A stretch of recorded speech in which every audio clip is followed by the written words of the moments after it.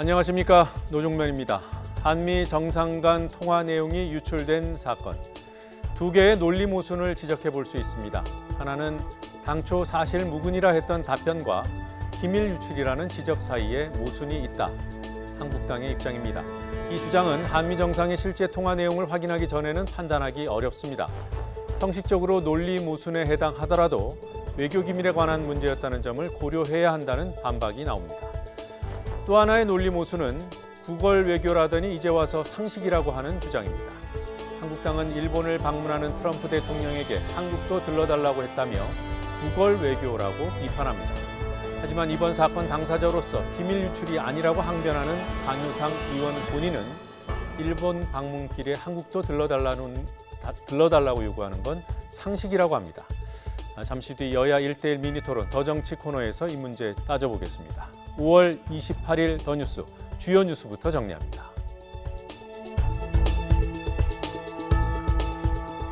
인보사 사태에 대한 식약처의 공식 입장이 나왔습니다. 인보사에 대한 허가를 취소하고 제조사인 코오롱 생명과학을 형사고발하기로 했습니다. 강경 대응입니다. 연골세포가 신장세포로 바뀐 과학적 근거를 대지도 못했고 세포가 바뀐 사실을 알고도 숨겼다는 것이 이유입니다. 피해자의 집단 소송은 물론이고 코오롱 그룹 업계 전반에 미칠 영향이 상당할 것으로 보입니다. 현대중공업이 전면 파업에 들어갔습니다. 현대중공업의 대우조선해양 인수 과정에서 현대중공업의 법인 분할에 반대하기 위해서입니다. 노조원들은 법인 분할을 결정할 주총장을 점거해 밤샘 농성에 들어갔고 경찰은 만일의 사태에 대비하고 있습니다. 현장 연결해서 자세한 상황 알아봅니다. 정상통화 유출 사건을 놓고 민주당이 이해찬 대표 주재로 긴급회의를 열었습니다. 이 대표는 이번 사건을 사익을 위해 국익을 악용한 사례로 규정했습니다. 외교부는 중징계와 형사 고발 방침을 정한 가운데 해당 외교관은 실수로 일부 표현을 알려줬지만 의도를 갖고 내용을 전달한 것은 아니라고 주장했습니다. 보통 필로폰 제조 공장은 특유의 냄새 때문에 교외에 있는 것이 보통입니다. 그런데 서울 시내, 그것도 종로 한복판의 호텔에서 필로폰을 만든 간큰 외국인들이 붙잡혔습니다. 객실에서는 12만 명이 투약할 수 있는 120억 원대의 필로폰이 발견됐습니다. 이들은 제조 과정에서의 냄새를 획기적으로 줄인 수법을 사용했습니다. 박근혜 정부 정보경찰의 방송 사찰이 계속 밝혀지고 있습니다. 이번엔 종편입니다. 자극적인 방송이 정부에 부담을 준다고 진단한 뒤 기금 납부 유예나 종편 출신 인사의 요직 기용으로 종편을 관리해야 한다고 청와대에 보고한 사실이 YTN 취재로 드러났습니다. 더 뉴스 본격적으로 시작합니다.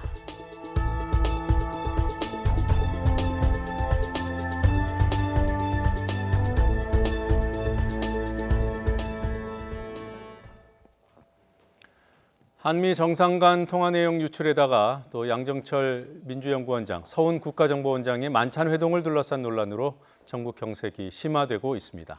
여야가 서로를 향해 날을 더 바짝 세우고 있습니다. 국회 취재기자 연결하죠. 자, 최기성 기자. 네, 국회입니다.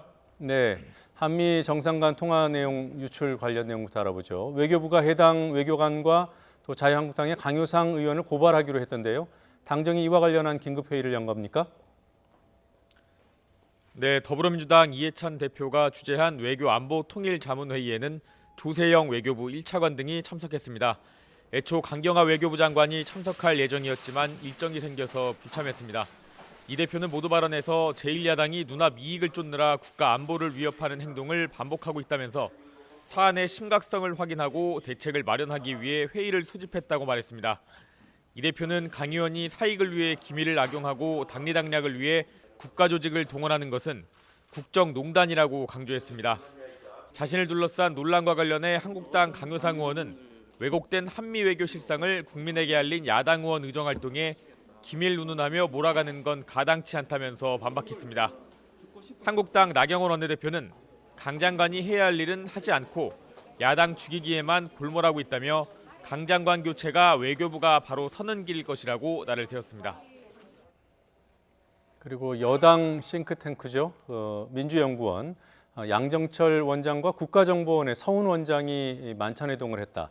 이것이 지금 전국에 또 다른 불씨가 되고 있습니까? 네, 앞서 양 원장은 기자들에게 오랜 지인끼리 사적 모임이었다는 점을 거듭 강조하면서 두 사람만 모인 게 아니라 다른 동석자도 있다고 설명했습니다. 이와 관련해 당시 자리를 함께한 언론인이 오후에 입장을 밝힐 것으로 알려졌습니다. 양 원장이 밝힌 것처럼 민감한 정치적 이야기는 없었다고 해명할 것으로 추정됩니다. 이와 관련해 여당 지도부는 공개 발언을 자제하며 말을 아끼고 있는데 이인영 원내대표는 기자들과 만나 너무 과하게 해석하지 않았으면 좋겠다고 선을 그었습니다. 하지만 당 일각에서는 사적인 모임이라고 해도 왜 이 시점에 만났는지 의문이라는 반응도 나오고 있습니다. 야당은 일제히 반발하고 나섰습니다. 한국당 황교안 대표는 총선을 준비하겠다고 나와서 조직을 운영하는 사람과 국가 안보를 책임지고 있는 사람이 이 시기에 만나는 건 가볍게 넘길 일이 아니라고 지적했습니다. 한국당 나경원 원내대표는 국정원장이 여당 실세와 미래한 것은 정보 관건 선거가 시작된 것 아니냐는 의심을 지우기 어렵다고 했습니다. 한국당은 오후에 국정원을 항의 방문하는 한편 서훈 국정원장을 국정원법 위반으로 고발할 방침입니다. 바른미래당 오신환 원내대표는 비선 실세 최순실에 휘둘리던 지난 정부 청와대와 같은 행태가 어이없다고 지적했습니다. 국정원을 소강기관으로 둔 이해운 국회 정보위원장은 자신도 서훈 국정원장과 1분도 독대한 적이 없다면서 정보위를 열어 진상을 파악해야 한다고 했습니다. 그리고 앞서 오전에는 당정이 장기 미집행 공원 해소 방안을 논의했다고 들었습니다. 장기 미집행 공원 해소 문제 어떤 내용입니까? 네, 정부와 더불어민주당은 협의회를 열어 일단 장기 미집행공원 부지를 사들일 수 있는 지방자치단체의 지방채 이자 지원을 확대하기로 했습니다. 이자 지원 방안뿐 아니라 한국토지주택공사 공공사업을 통해 공원 조성에 나서는 방안 등을 포함한 종합 대책을 추진하겠다는 겁니다. 민주당 조정식 정책위 의장은 시민쉼터인 도시공원을 지켜나가기로 노력하겠다면서 집권 여당으로서 관련법 개정이 차질 없이 추진되도록 지원하겠다고 말했습니다. 협의회에 참석한 김현미 국토교통부 장관은 공원을 지키는 일은 정부 혼자 힘으로 해낼 수 없다면서 국회와 공공기관, 지자체, 시민단체 등 다양한 주체들이 함께 노력해야 한다고 했습니다. 장기 미집행공원은 지방자치단체가 공원 조성 등의 도시계획만 세워놓고 예산 부족 등의 이유로 방치한 개인 사유지로 내년 7월까지 대책이 마련되지 않으면 공원 조성 계획이 처리됩니다. 내년 7월 실효위기에 처한 공원 부지를 모두 합치면 서울시 면적의 절반에 달합니다. 지금까지 국회에서 전해드렸습니다. 네, 외교부의 기밀 유출에 대한 대응 좀 더 구체적으로 알아보겠습니다. 앞서 잠깐 언급한 대로 외교부가 해당 직원은 물론 강효상 자유한국당 의원도 형사 고발하기로 했습니다. 유출 책임이 있는 외교관들에 대해서는 외교관법에 따라 중징계 의결을 요구하기로 했습니다. 취재기자 연결합니다. 김지선 기자. 네, 통일외교안보부입니다. 네, 외교부가 몇 명을 고발하기로 한 겁니까? 네, 이번 형사고발 대상은 2명입니다. 외교 기밀을 유출한 직원 K씨와 유출 대상인 자유한국당 강효상 의원입니다. 외교부는 우선 이번 사안의 중대성을 감안해 K씨를 관련법에 따라 형사고발하기로 결정했다고 밝혔습니다. 이 강효상 의원에 대해서는 이번 사건과 관련해 직접적인 원인을 제공했다고 봤습니다. 또 그렇게 취득한 외교 기밀을 언론에 공개한 점에 책임을 묻기로 했습니다. 외교부는 이와 함께 관련된 외교관들에 대해서도 중징계를 요구하기로 했습니다. 유출 당사자인 K씨를 비롯해서 비밀 관리 업무를 소홀히 해 보안 업무 규정을 위반한 2명 등 모두 3명입니다. 어제 외교부 보안심사위를 열어 이번 사고와 위반자 처리에 관해서 심의한 결과인데요. 고위공무원인 1명은 중앙징계위에, K씨 외 나머지 1명은 외무공무원 징계위에 회부될 예정입니다. 외무공무원 징계위는 모레 오전 개최됩니다. 네. 자, 이번 사건과 관련해서 외교관 K씨가 입장을 냈다고 들었습니다. 어떤 내용이 담겼습니까? 네, K씨는 법률 대리인을 통해서 이번 사건 전반에 관한 입장을 냈습니다. 우선 유출 경위에 대해 자세히 설명했는데요. 강효상 의원이 지난 8일 오전 보이스톡으로 연락을 해왔고 트럼프 대통령이 한국 정부의 대북 식량 지원을 반대하지 않았을 리 없다며 통화 요록을 확인해달라고 요청했다고 밝혔습니다. 그래서 통화 요록을 확인한 뒤에 맞다고 확인을 해줬다는 겁니다.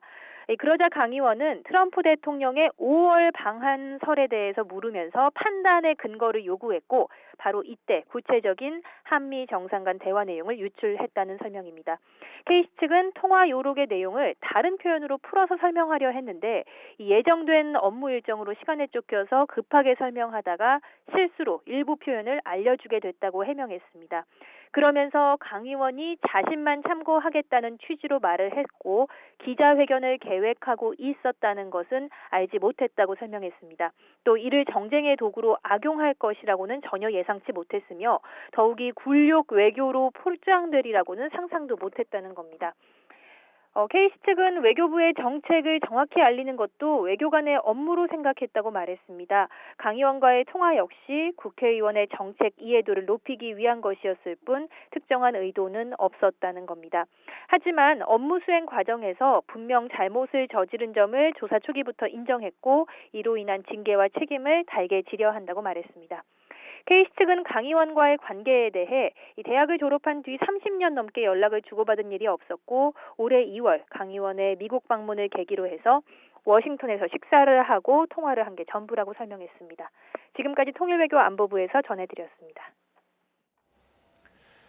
박근혜 정부 시절 정보경찰은 주요 언론사에 대해 전방위 사찰을 벌여 약점을 캐고 사장 인사에도 개입했다는 사실 YTN이 보도해드렸습니다.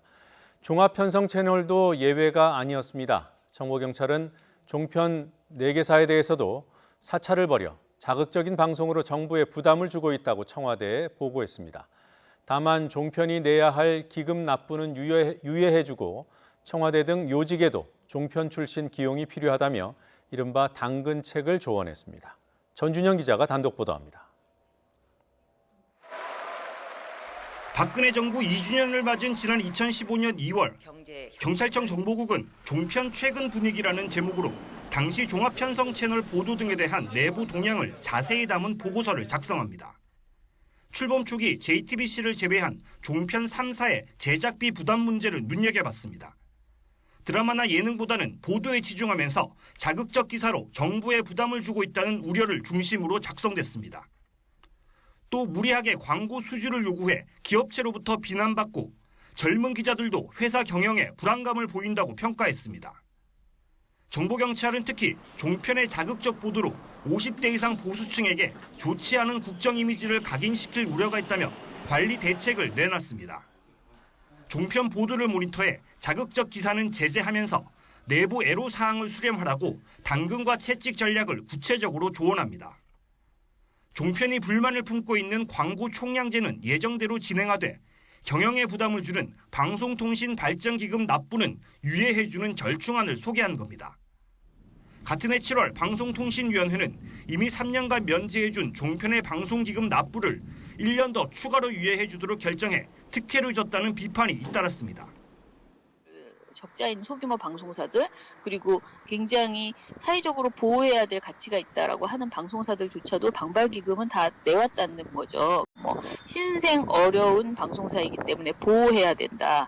이런 그 말도 안 되는 논리를 가지고 계속 종편에 특혜를 줬기 때문에 정보경찰은 종편 출신이 요직에 진출하지 못했다는 불만도 감지된다며 청와대 종편 인사 등용을 권고하기도 했습니다. 박근혜 정부 당시 공중파 방송 등은 우파 사장을 임명해 통제하거나 제압해야 하지만 종편은 당근과 채찍으로 달래야 한다는 게 정보경찰의 결론이었습니다. YTN 전준영입니다. 일본을 방문한 도널드 트럼프 미국 대통령은 북한의 최근 미사일 발사에 전혀 괴념치 않는다는 입장을 재확인했습니다. 유엔 안보리 결의 위반이라는 지적도 일축하며 아베 신조 일본 총리와도 견해를 달리했습니다. 워싱턴에서 김희준 특파원이 보도합니다. 트럼프 대통령은 미일 정상회담 뒤 공동회견에서 북한의 이달 초 2차례 발사가 신경 쓸 만한 일이 아니라는 입장을 되풀이했습니다. You're not bothered at all by the small missiles. No, I'm not. I am personally not. 전날 트위터에서 북한의 발사체를 작은 무기들이라며 의미를 축소한 연장선상의 답변입니다. 북한의 이번 발사가 유엔 안보리 제재 결의 위반이라는 지적도 일축했습니다. My people think it could have been a violation, as you know. I view it differently. I view it as a man, perhaps he wants to get attention. and perhaps not. 북한이 탄도미사일을 발사해 안보리 결의를 위반했다는 존 볼턴 국가안보부 장관 등 강경파 참모들의 목소리를 반박한 겁니다. 그러면서 지난 2년간 북한의 탄도미사일도 장거리 미사일 발사도 없었다고 강조했습니다. 역시 북한이 탄도미사일 발사로 안보리 결의를 어겼다고 주장하는 아베 일본 총리를 옆에 두고 김정은 위원장에게 유화 손짓을 보낸 겁니다. 외신들은 미일 정상이 북한 비핵화 목표에서는 일치했지만 접근법에서 온도차를 보였다고 지적했습니다. 워싱턴 포스트는 트럼프 대통령이 볼턴과 아베 총리를 직접 반박하며 김 위원장을 감쌌다고 진단했습니다. 트럼프 대통령은 제재로 북한을 압박하면서도 유화 메시지로 김 위원장을 달래면서 협상 재개의 포석을 깔고 있습니다. 워싱턴에서 YTN 김희준입니다. 하노이 정상회담 이후 석 달이 지났습니다. 그동안 미 행정부 주요 인사를 통해 나온 입장은 강온을 넘나들었고 북한 반발도 있었습니다. 하지만 트럼프 대통령은 일관되게 메시지를 관리해왔습니다. 그간 어떤 발언을 했는지 되짚어보겠습니다. 하노이 회담이 결렬된 직후 트럼프 대통령은 미국으로 돌아가는 전용기 안에서 문재인 대통령과 통화를 했습니다. 적극적인 중재자 역할을 요청하며 북한과 계속해서 대화할 뜻을 내비쳤습니다. 하지만 북한은 지난 3월 미국에 대한 불만과 실망을 드러내며 협상 중단을 경고했고 이어서 남북 공동연락사무소에서 철수하겠다고 발표했습니다. 이때 트럼프 대통령은 미 행정부에서 추진하던 추가 대북 제재 방침을 철회하라고 지시했습니다. 김정은 위원장도 화답했습니다. 지난달 시정연설에서 미국을 비판하고 한국 정부에도 불편한 심기를 내비쳤지만 트럼프 대통령에 관해서는 훌륭한 관계라며 3차 정상회담을 할 용의가 있다고 말했습니다. 이에 대해 트럼프 대통령 역시 같은 생각이라고 트위터에 밝혔습니다. 북한이 제3회기를 모색한다는 평가 속에 이루어진 북러 정상회담 이후에도 트럼프 대통령의 김정은 달래기는 계속됐습니다. 푸틴 대통령이 육자회담 필요성을 강조한 데 대해서도 트럼프 대통령은 설레는 일이라는 표현을 쓰며 긍정적으로 평가했습니다. 러시아가 북한 편만 들지 않을 것이라는 자신감이 깔려 있는 것으로 보이지만 북한 행보를 이해하는 입장으로도 해석할 수 있습니다. 북한이 이달 초 발사체를 발사했을 때 트럼프 대통령이 분개했다는 보도가 있었지만 실제로 드러난 트럼프의 반응은 유화적이었습니다. 김 위원장이 약속을 깨지 않을 것이라며 신뢰를 강조했습니다. 그럼에도 북한은 다시 한번 미사일을 발사하며 미국을 압박했습니다. 백악관은 매우 심각하게 주시하고 있다며 북한이 협상 준비가 안 돼 있다는 입장을 냈습니다. 그럼에도 바로 다음 날 트럼프 대통령은 정치 전문 매체와의 인터뷰에서 신뢰 위반은 아니라고 말했습니다. 미일 정상회담 과정에서 나온 트럼프 대통령의 입장은 더 적극적입니다. 아베 총리와의 정상회담 직전 트럼프 대통령은 트위터를 통해 북한이 쏜 미사일을 작은 무기라고 표현했습니다. 주변에서 불안해하지만 자신은 아니라고도 했습니다. 정상회담 이후의 공동 기자회견에서는 북한 미사일 발사가 유엔 결의 위반이며 매우 유감스러운 행동이라는 아베 총리의 면전에서 위반이 아니다, 전혀 신경 쓰이지 않는다고 말했습니다. 트럼프 대통령은 판을 깨지 않으려는 뜻이 명확하고 일관됩니다. 김정은 위원장도 이른바 톱다운 방식에 기대를 거는 상황입니다. 하지만 화물선 압류와 미사일 발사라는 양측의 이른바 실력 행사를 통한 압박이 병행되고 있습니다. 이런 상황에서 열리는 6월 말 한미 정상회담과 회담 준비 과정이 중요해 보입니다. 양측이 선을 넘지 않게 설득하고 협상 재개의 계기를 만들어내는 우리 정부의 중재 역할이 주목됩니다.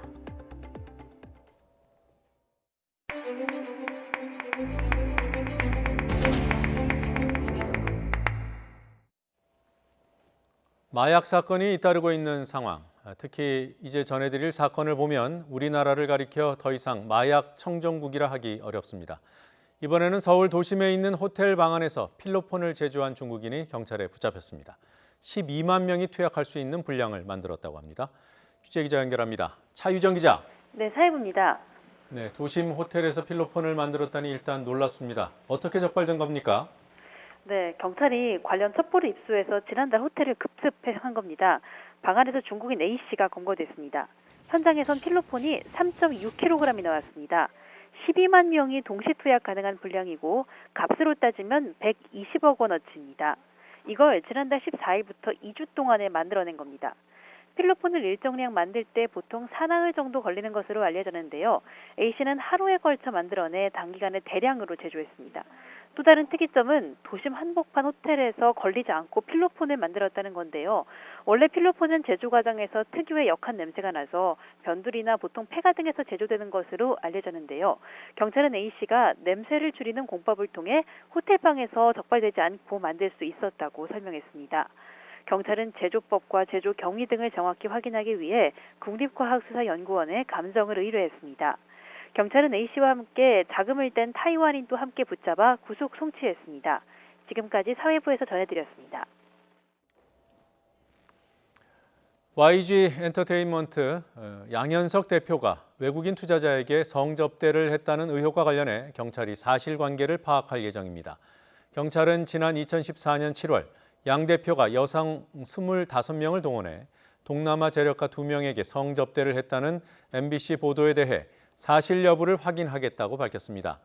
MBC 보도에 따르면 당시 동석한 여성 대다수가 YG 측과 친분이 깊은 유흥업소 관계자였고 다른 여성들 중에는 남양유업 창업주의 외손녀인 황하나 씨도 있었던 것으로 알려졌습니다. 이에 대해 YG 측은 전혀 사실이 아니라면서 지인 초대를 받아 동석한 사실은 있지만 어떤 형식의 접대도 한 적이 없다고 반박했습니다. 식품의약품안전처가 성분이 바뀐 골관절염 유전자 치료제 인보사에 대한 품목 허가를 취소하고 코오롱 생명과학을 형사 고발하기로 했습니다. 식약처는 코오롱 측이 제출한 자료가 허위였다고 판단했습니다. 취재기자 연결합니다. 김정회 기자. 네, 김정혜입니다. 네, 인보사에 대한 품목 허가 취소.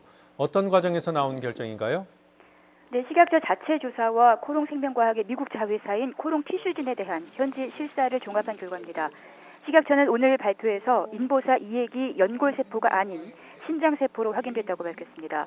그러면서 코오롱 측이 2017년 허가 당시에 제출했던 자료 가운데 이액이 연골세포라는 걸 증명할 자료를 허위로 작성해서 제출했다고 말했습니다. 또 허가 전에 추가로 확인된 주요한 사실, 즉 이액에 들어간 성장 촉진 유전자의 개수나 위치가 바뀐 사실을 알고도 이걸 숨기고 관련 자료를 식약처에 내지 않았다고 지적했습니다. 연골세포가 왜 신장세포로 바뀌었는지 그 경위나 이유도 과학적으로 근거를 제시하지 못했다고 덧붙였습니다. 이런 점에서 인보사 K주 허가를 위해 제출한 서류에 중대한 하자가 있고 그래서 인보사에 대한 품목 허가 취소와 코오롱 생명과학을 형사고발 조치한다고 식약처는 밝혔습니다. 네, 처음 인보사 논란이 시작된 게 지난 3월이었던 것으로 기억합니다. 어떤 문제가 있었던 겁니까? 네, 인보사는 사람의 연골세포가 담긴 일액과 연골세포 성장인자를 도입한 형질전환세포가 담긴 이액으로 구성된 주사제입니다. 2017년에 식약처 허가를 받았는데 지난 3월 이액의 형질전환세포가 연골세포가 아니라 신장세포로 드러났습니다. 코오롱 측이 미국에서 임상시험을 하던 중에 이액에서 허가받은 연골세포가 아니라 종양을 유발할 수 있는 신장유해세포가 나온 겁니다. 코오롱 측은 이런 사실을 식약처에 보고했고 식약처는 곧바로 인보사를 판매 중지 조치하고 조사를 벌여왔습니다. 네, 파장이 클 것 같습니다. 업계에게도 그렇고 또 환자들에게도 그렇겠죠? 네, 당장 오늘 오후에 인보사를 맞은 환자들은 코오롱 생명과학과 코오롱 티슈진을 상대로 집단 소송에 나섭니다. 소송을 맡은 법무법인은 현재 소송 참여 의사를 밝힌 사람이 375명이고 이 가운데 소장 접수 서류가 완비된 244명이 공동 소장을 오늘 접수한다고 밝혔습니다. 지금까지 인보사를 맞은 환자는 3,700여 명으로 알려졌습니다. 코오롱 생명과학의 주주들도 앞서 지난 21일에 이미 코오롱 생명과학을 고소 고발한 상태입니다. 이런 가운데 오늘 식약처는 인보사의 종양 유발 가능성에 대한 조사 결과도 발표했습니다. 세포사멸 실험을 해본 결과 44일이 지나면 세포가 더는 생존하지 않는다는 점을 확인했다고 밝혔습니다. 또 전문가 자문이나 추적 결과 중대한 부작용은 없는 것으로 판단된다고 덧붙였습니다.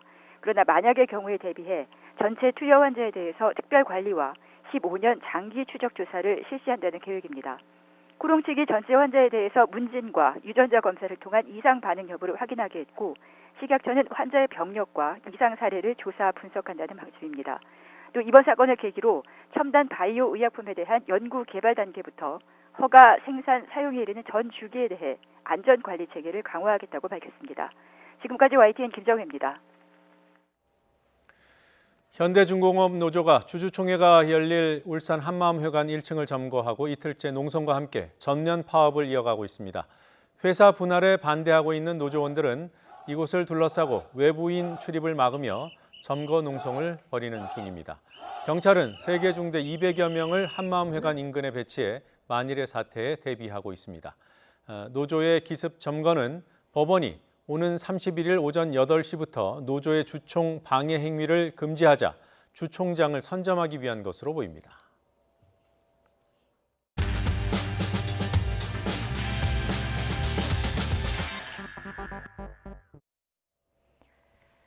오늘 전국교직원 노동조합이 창립 30주년을 맞았습니다. 여러 논란이 있지만 전교조가 촌지근절, 체벌금지 등 교육 민주화에 앞장섰다는 평가를 받고 있습니다.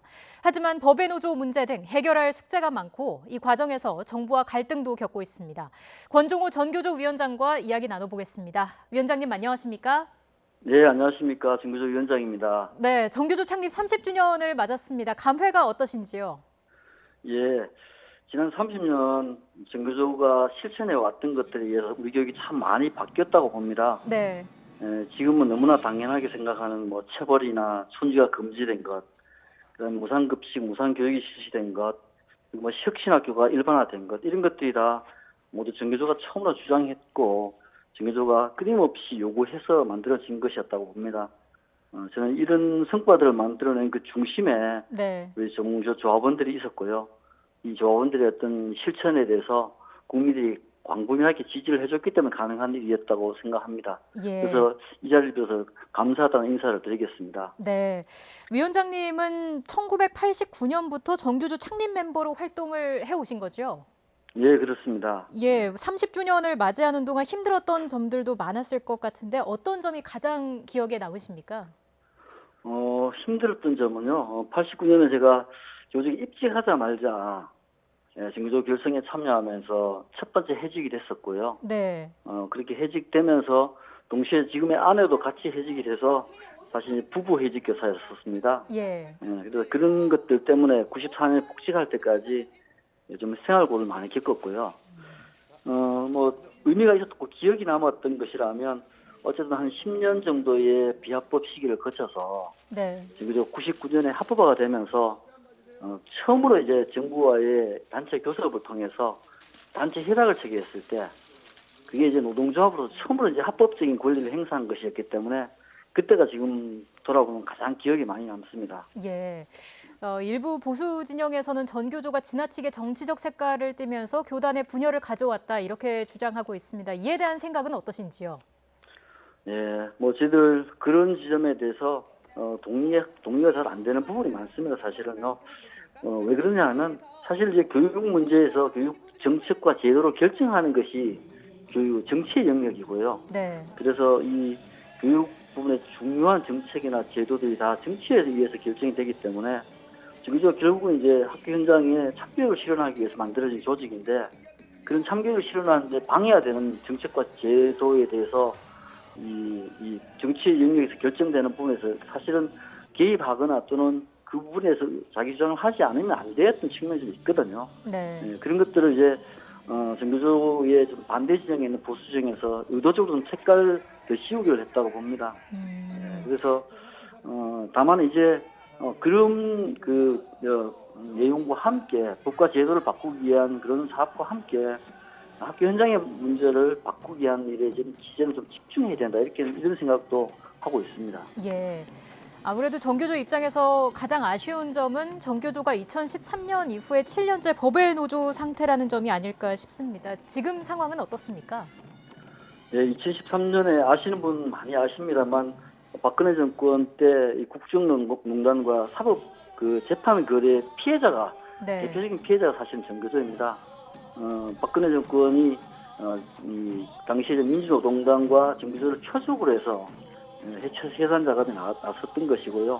그 해산 작업에 도움을 준 것이 양승태 대법원이었습니다. 이런 국정농단과 재판 거래 증거들이 지금 막 드러나고 있습니다. 그럼에도 불구하고 이 국정농단과 재판 거래 최대 피해자인 전교조가 여전히 법적인 지위를 박탈을 당한 채 7년째 이제 법외노조 상태로 지속되고 있다는 게 네. 저는 참 이해할 수 없는 상황이라는 생각이 들고요. 당시에 2013년에 박근혜 정권이 전교조 법적 지위를 빼앗을 때 그 명분이 뭐였냐면 전교조의 해고자가 9명 있고 이 해고자가 9명 있는 것 때문에 정교조가 교원노조로서의 자주적인 활동을 할 수 없다는 것 이유 때문이었습니다. 예. 그래서 도배노조 때문에 지금 현재 중앙교섭이 좀 불가능하고요.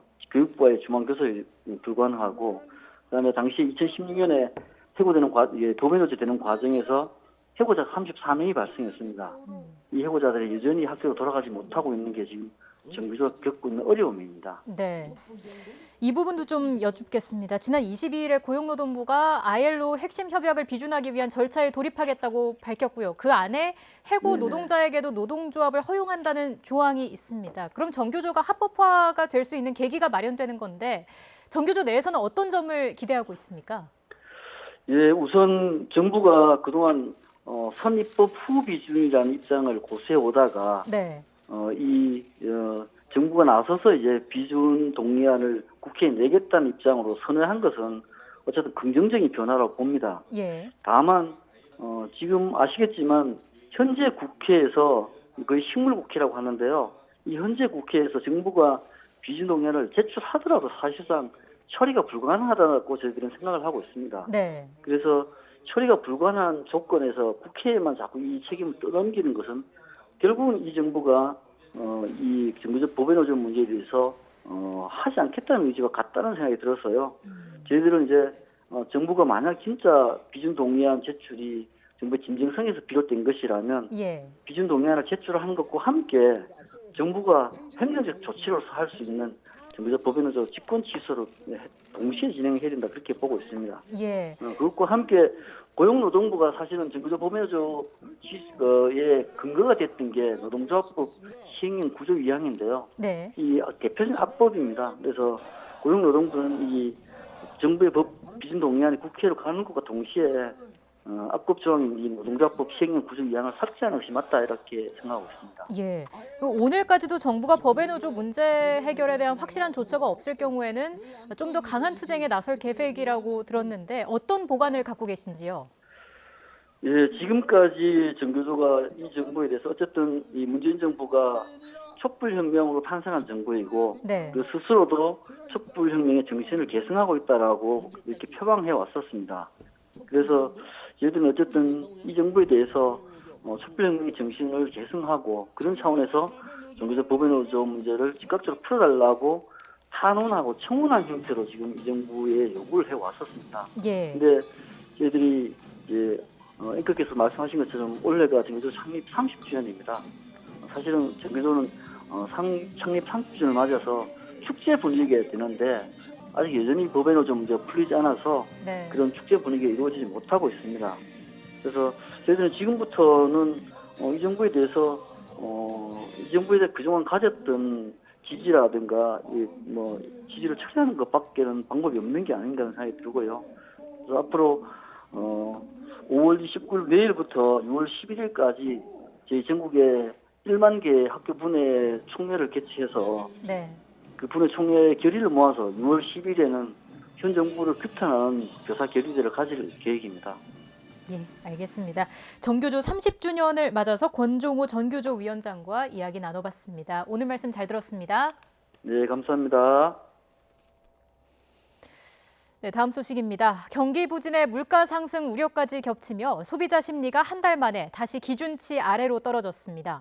한국은행이 발표한 소비자 동향 조사 결과를 보면 이번 달 소비자 심리 지수는 한 달 전보다 3.7포인트 하락한 97.9로 집계됐습니다. 소비자 심리 지수가 100을 밑돌면 소비자가 경기를 비관적으로 본다는 의미입니다. 한국은행은 미중 무역 분쟁과 경기 지표 부진, 주가 하락 등의 영향으로 경기 관련 지수가 일제히 악화한 가운데 환율이 오름세를 보이면서 물가 상승 우려가 겹친 결과라고 설명했습니다. 급속한 고령화와 노인 빈곤층 확대로 현재 60살인 정년을 더 늘려야 한다는 요구가 커지고 있습니다. 정부는 장기적 논의가 필요하다는 입장입니다. 김평정 기자가 보도합니다. 지난 15일 전국적인 버스 파업이 극적인 합의로 마무리된 데는 노사가 정년 연장에 합의한 것도 한몫했습니다. 현재 61살인 정년을 63살로 2년 더 늘리기로 한 겁니다. 이렇게 노사 협상의 주요 사안으로 떠오를 정도로 정년 연장을 요구하는 목소리는 갈수록 커지고 있습니다. 정년 퇴직 이후에 질 좋은 일자리 대신 비정규직과 영세 자영업자를 선택할 수밖에 없는 현실 때문인데 가구주 평균 나이가 많을수록 소득 하위 계층에 속하는 통계도 이를 뒷받침합니다. 급속한 고령화로 앞으로도 이런 문제가 더 심해질 걸로 예상되는 가운데 국책 연구기관인 KDI는 정년제를 폐지하거나 근로능력에 따라 은퇴 여부를 결정하는 유연한 시스템으로 전환할 필요가 있다고 조언했습니다. 정부 역시 당장은 정년 이후의 노인 대책으로 재고용 등을 고려하면서도 장기적 검토 대상에 정년을 연장하는 방안도 올려놓고 있습니다. 정년 문제, 고령 인구의 어떤 재고용 문제 등 고령화, 고용과 관련되는 제도적 이슈에 대해서 이제 폭넓은 사회적 논의가 필요한 시점이라고 생각이 됩니다. 다만 나이가 많을수록 임금도 높은 현재 구조상 정년 연장이 자칫 청년 고용을 줄일 위험도 고려해야 합니다. 임금 체계의 전반적인 개편과 사회보험제도 변화 같은 정년 연장으로 불거질 다른 문제도 함께 해결해야 해 앞으로 갈 길은 아직 멀어 보입니다.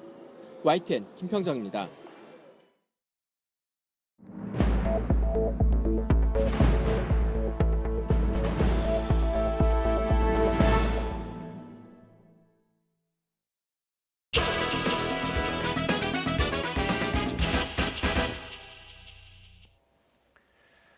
(6월) 임시국회는 국회법의 날짜까지 1일로 특정해서 개최를 의무화했습니다. 6월 1일, 이제 나흘 남았습니다. 그 사이에 여야 모든 정당이 개원과 의사일정의 합의를 이뤄낼 수 있을지 일단은 어려워 보입니다. 그나마 서로 입장을 조율해 보는 과정이 있었지만 외교기밀 유출 논란에 국정원장 회동 논란까지 불거지면서 간극이 더 벌어지는 상황입니다. 여야 1대1 미니토론, 오늘 현근택 더불어민주당 상근부대변인 그리고 윤기찬 자유한국당 홍보위원회 부위원장과 함께 해보겠습니다. 어서 오십시오. 안녕하세요. 안녕하세요. 자, 6월 1일에 국회가 열리게 되는 것인지 국회법만 보면은 열리게 돼 있는데 별도의 절차 없이도 열리는 겁니까? 그건 아닙니다. 우리 국회 아시겠지만 뭐 정기국회는 9월에 열리게 돼 있는데 임시국회는 뭐 여야 간에 합의하거나 아니면 2월, 4월, 6월 1일 날, 그다음에 8월 16일 날 이렇게 임시국회 열기로 돼 있는데 이거는 기존 이제 우리 의회에서는 이제 훈시 규정이다. 그러니까 의사 일정이 합의가 돼야 열리는 것이고 가급적 이제 그날 열어라 이런 취지지 이날 뭐 자동으로 열리는 거나 그건 아닌 것으로 해석되고 있습니다. 네. 한국당에서도 그렇게 판단하고 계신 건가요? 네, 이제 국회법에 물론 연간 기본 일정이 저렇게 나와 있긴 합니다. 말씀하신 대로 이제 훈시 규정으로 해석이 되고요. 헌법 47조에 보면은 대통령 또는 국회의원 4분의 1 이상의 요구에 의해서 집회가 된다. 이렇게 돼 있기 때문에 헌법에 위반되는 국회 해석을 할 수가 없어요. 그래서 일단 대통령이 요구하시거나 아니면 국회의원 4분의 1 이상이 요구하는 경우에만 열리게끔 돼 있습니다. 그럼에도 불구하고 법률에 규정돼 있으니까 이건 뭔가 좀 가급적이면 열라는 그런 취지 아니겠습니까? 그렇죠. 그러니까 6월 1일 그 짝수달에는 가급적이 열어줬으면 좋겠다 이런 취지고요. 다만 지금 열리지 않는 것이 늘 뭐 똑같은 말씀을 드리는데 지금 이제 저희가 비판 기능 갖고 있는 야당 입장에서는 실제 여당과 청와대의 결단을 바라고 있는 수밖에 없습니다. 왜냐하면 지금 패스트트랙과 관련된 법안 3개 정도를 저희는 합의 처리하자. 합의 처리가 보장되면 들어가겠다라는 취지고요.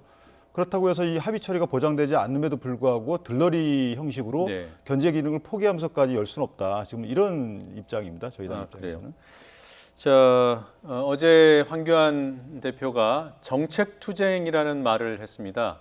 어제 기자회견에서 나온 얘기들을 종합해 보면 좀 해석이 갈릴 수 있는 부분들이 보이는 것 같기도 하고요. 회견문에 담긴 내용 그리고 이후에 문답 과정에서 나온 말이 약간 뉘앙스가 다르지 않나 이러한 판단이 들었습니다. 함께 들어보고 얘기 이어가겠습니다. 그동안 저에게 전달된 각 지역의 건의사항들을 상임위별로 배분해서 점검해 나갈 계획입니다. 입법이 필요한 부분은 입법을 서두르고 예산이 필요한 부분은 우리 당이 먼저 챙겨서 민생 현장의 아픔을 하루라도 빨리 풀어드리도록 하겠습니다. 국회가 국회답지 못하게 되고 민주적이지 못한 이런 운영 방식이 계속된다고 하면 그런 상태에서 들어가기는 어렵지 않겠습니까? 없이 그냥 들어와라 고만 한다고 하면 잘못해놓고 불법적이고 또 전례 없는 이런 패스트트랙 태워놓고서 그 선거법 개정하겠다, 공수처법 개정하겠다 하면서 들어와라. 이게 정치입니까? 저는 그렇게 생각하지는 않습니다. 예, 지금 앞서 기자회견 원문에 들어있던 내용들 보면은 뭐 상임위원회, 또 예산, 입법 이런 얘기들이 그렇죠. 나오고 앞에서는 할 것처럼 얘기하고 예. 뒤에서는 안 할 것처럼 얘기하시는 거죠. 네, 민주당은 처음에 기자회견 들었을 때는 들어온다는 쪽으로 해석을 했습니까? 아닙니다. 지금 여의도에서 대부분 기자들이나 언론들이 해석하기는 안 들어온다라는 네. 취지로 말씀드립니다. 지금 이제 대변인께서 말씀하신 것처럼 합의 처리하자는 얘기는 결국은 패스트 트랙을 처리하자는 얘기랑 같은 얘기예요. 패스트 트랙을 무효하자는 얘기 아닙니까? 합의한다는 얘기는 이미 안건 상정이 돼 있는데 예. 이거를 이제 하지 말고 다시 합의하자는 얘기거든요. 합의 처리한다는 얘기는 패스트를 인정하지 않겠다는 거기 때문에 결국은 말은 약간 바꿔서 하고 있지만 결국은 합의 처리하자는 얘기는 패스트트랙을 무효하자는 얘기와 같은 얘기고 예. 지금 황교안 대표 얘기도 보면 앞에서는 뭐 상임위 열고 민생 지금 뭐 강원도도 가보고 이러니까 아마 요구가 있는 건 알겠지만 뒤에 보면 그대로는 못 들어간다. 결국은 네. 방점은 제가 보기에 뭐 사과 이런 부분이 아니라요. 이 패스트 트랙을 철회해라. 네. 그래야 우리가 들어갈 수 있다. 여기에 아마 저는 방점이 있다고 봅니다. 네, 그 철회라는 얘기를 뭐 나경원 원내대표도 했고요, 황 대표도 했던데 지금 이렇게 해석하는 게 맞습니까? 방점이 상임위, 입법 이런 쪽에 있는 게 아니라 패스트트랙 철회 쪽에 찍혀 있는 겁니까? 그건 좀 저희 의도하고 좀 잘못 이해하신 것 같고요. 저희 쪽에서는 등원하고 싶습니다. 네. 그리고 현재 어제도 각 그 상임위의 간사분들을 대표가 모아놓고 예. 민생투쟁 대장정에서 들은 목소리들이나 어떤 자료 느낌들을 다 자료로 배포했어요. 그래서 각 법안으로 반영할 건 반영하고 이런 준비는 저희 다 하고 있습니다. 그리고 예. 오늘 같은 경우에는 당내위원회, 뭐 소상공인 특별위원회 이런 당내위원회의 위원장들을 모아서 또 똑같은 일을 했단 말이죠. 그러니까 저희는 당으로서 국회 등원해서 할 준비를 다 하고 있어요. 예. 그런데 지금 황 대표가 말했듯이 실제 들어가서 할 일이 이게 공정성이 담보되고 114석의 그 야당 제1야당으로서의 어떤 역할이 주어지지 않는다면 들어가서 들러리 쓰는 건 어렵다라는 취지고요. 네. 철회 말씀하셨지만 철회라는 것은 사실은 저희가 간명하게 표현한 것이고 합의 처리가 담보된다면 합의 처리가 담보되는 여러 가지 제도적 장치가 주어진다면 그러면 등원하겠다는 취지의 주장입니다. 그리고 네. 합의 관련해서는 이전에 오히려 저희가 그 부분과 관련해서 공격을 당했지만 실제 2018년 12월 14일인가 15일인가 합의했던 그 상황 보면 합의하게끔 돼 있거든요. 협의가 아니고. 그래서 오히려 그 정신으로 돌아간다 그러면 지금 나경원 원내대표나 황 대표가 주장하는 이런 부분들이 무리가 아니다. 이것은 네. 원래 합의했던 취지에 반하지 않는다. 이런 주장을 갖고 있습니다. 그러니까 합의 처리를 위해서 노력한다 이 정도로는 안 되는 겁니까? 노력한다는 거 지난번에도 이제 합의 처리가 명문화 됐는데 안 됐지 않습니까? 그래서 지금 한 번 저희가 겪었기 때문에 이 부분은 특히나 패스트트랙 관련 법안인 선거법은 지금 여론도 또 국회의원 증언과 관련돼서 좀 약화됐단 말이죠.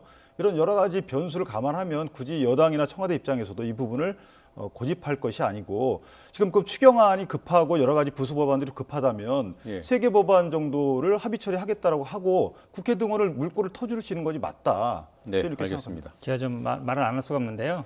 그러니까 작년 12월 15일 합의는 사실 패스트트랙 이전의 얘기입니다. 예. 패스트트랙 하기 전에 어찌 보면 그걸 합의 처리한다는 내용인데 패스트트랙이 올라간 다음에는 이걸 합의하자 그러면 이 패스트를 무효하자는 거예요. 그 부분은 제가 보기에 분명히 해야 된다고 봅니다. 왜냐하면 이 지금 패스트트랙 올라간 거를 다시 합의하자 그러면 그동안 뭐 한 걸 다 무효화 시킨다는 얘기는 같은 얘기거든요. 예. 그걸 이제 돌려서 얘기하시는 건데 다시 12월 15일로 돌아갈 일은 아니다. 그러니까 패스트트랙 이전 얘기를 다시 할 필요는 없다. 그렇다면 결국은 이 철회를 요구하시는 건데 패스트트랙을 이걸 무효하자. 그래야 어쨌든 합의가 전제되는 거기 때문에 그러니까 예. 가능하면 그러니까 저희 당에서 입장에 얘기하는 가능하면 선거제는 합의 처리하겠다. 이 정도가 제가 보기엔 가장 최선이라고 봅니다. 이거를 예. 다시 합의하겠다 그러면 다시 무효화해서 다시 돌아가자는 얘기예요. 근데 이런 방법도 있거든요. 지난번에 이게 이제 저희가 정확히 당론으로 모아졌는지는 제가 살펴봐야 되겠지만 어찌됐든 특별위원회 정개특위나 사개특위를 일단 해체하고 예. 관할 소관위에서 각 제출된 법안을 같이 심리를 하자. 이런 안도 사실은 꽤 의미 있는 안인데도 불구하고 이런 안에 대해서는 좀 전향적인 입장이 안 나오는 걸로 저는 알고 있어요. 그래서 이런 부분을 다 열어놓고 한다 그러면 합의 처리가 그런 방식으로 보장이 된다 그러면 국회 등원을 굳이 보이콧할 이유가 전혀 없거든요. 지난 다른 토론 자리에서 민주당 의원 누군지는 제가 기억이 잘 안 납니다만 상임위, 소관 상임위로 넘기는 정도는 뭐 받을 수 있지 않냐 이런 의견이 있던데요. 그러니까 그건 아마 이제 이제 한국당에서 요구하니까 바른미래당도 아마 그 생각인 것 같아요. 정개특위와 사개특위를 6월 말인데 연장 안 한다. 그 부분은 충분히 논의 가능성이 있다고 봅니다. 근데 지금 말씀하시는 것처럼 이제 그거를 다시 논의하자, 재론하자는 건 아마 그 전에 이제 얘기했으면 모르겠는데 저는 그래도 아마 이거를 무조건 특히 선거제 같은 경우에는 그동안 합의 처리해온 게 맞습니다. 근데 가능하면 합의 처리를 하겠다라는 의사 표명 정도로도 충분히 한국당이 논의에 응할 수 있다고 봅니다. 일단 철회를 요구하는 것은 아니다. 이거는 아닌 거고 그냥 철회 요구하는 게 맞죠. 철회를 요구하는 건데 철회에 버금가게 합의 처리가 가능하다면 사실은 합의 처리가 보장이 된다면 굳이 철회라는 형식을 거치지 않더라도 가능하다는 취지입니다. 예, 알겠습니다. 자, 접점이 안 보인다라는 판단밖에는 더 할 게 없는 것 같고요. 자, 지금 안 그래도 여야의 접점이 안 보이는 과정에서 중요한 사안 두 가지가 또 불거졌습니다. 그중 한 가지가 한미 정상 간 통화 내용이 유출됐다는 이른바 외교 기밀 유출 논란입니다. 오늘 여야에서 나온 입장들 잠시 확인하고 가죠. 강효상 의원은 개인의 영달을 위해 한미 정상의 신뢰를 훼손하고 굳건한 한미 동맹까지 경쟁의 도구로 삼았습니다. 지금 자유한국당이 강효상 의원을 비호하는 듯한 입장을 내놓는 것을 보면 이러한 범죄 행위가 개인이 일탈이 아니라 제1야당까지 관여한 행위인지 의심하지 않을 수가 없습니다. 우리 정부 외교가 이제는 투명인간 외교로 전락하고 말았습니다. 지금 강경화 장관이 이끄는 외교부는 해야 될 일은 하지 않고 이 민감한 외교 전쟁의 현장에서 야당 죽이기에만 골몰하고 있습니다. 강경화 외교부 장관을 교체하는 것부터 외교부가 바로 서는 그 길일 것입니다. 네. 자, 일단 이게 유출된 사실은 이제 확인이 된 거고요. 이게 불법입니까 아닙니까? 고발을 했으니까 이제 수사를 받아서 결국은 불법인지 아닌지 여부는 사법부의 판단이 있어야 되겠지만요. 저희로서는 아직까지는 그러니까 유출한 그 외교 공무원 입장은 공무상 비밀 누설에 해당할 여지도 있고 하기 때문에 그 부분과 좀 강효상 의원의 경우 좀 약간 다르다. 왜냐하면 외교상 기밀에 해당하는지 여부도 좀 문제고요. 그다음에 이 외교상 기밀에 해당하는지를 알고 있었는지도 또 문제가 되는 거. 법률적으로 따진다면. 그리고 누설에 해당하는지도 또 문제가 되는 것이고요. 이런 여러 가지 면을 검토해 볼 때 저희 당 입장은 외교상 기밀 누설죄에 해당하지 않는다고 보는 것이 저희 당 입장인데요. 그것은 이제 사법부가 최종 판단하겠죠. 그 외교관도 불법이 아니다. 아니죠. 그거는 외교관은 또 다른 그 형법 조항이 적용될 여지가 있거든요. 그 공무상 비밀 누설죄에도 해당할 수도 있기 때문에 그 부분은 이제 저희가 분리해서 좀 보고 있는 겁니다. 왜냐하면 그 공무원이 비밀 취급 그 담당 업무자인지 또 그것이 3급 비밀인지를 강효상 의원한테 얘기해 줬는지 이런 여러 가지 문제가 좀 있거든요. 그래서 그건 수사기관 내지 사법부가 다 판단할 문제라고 생각합니다. 예, 이런 판단에 대해서 어떻게 생각하시는지요? 이 쟁점이 세 가지예요. 하나는 이제 외교상 기밀이냐 아니냐. 그 다음에 이제 누설을 했느냐 안 했느냐. 설령 이게 누설이 되더라도 면책특권의 대상이냐 아니냐.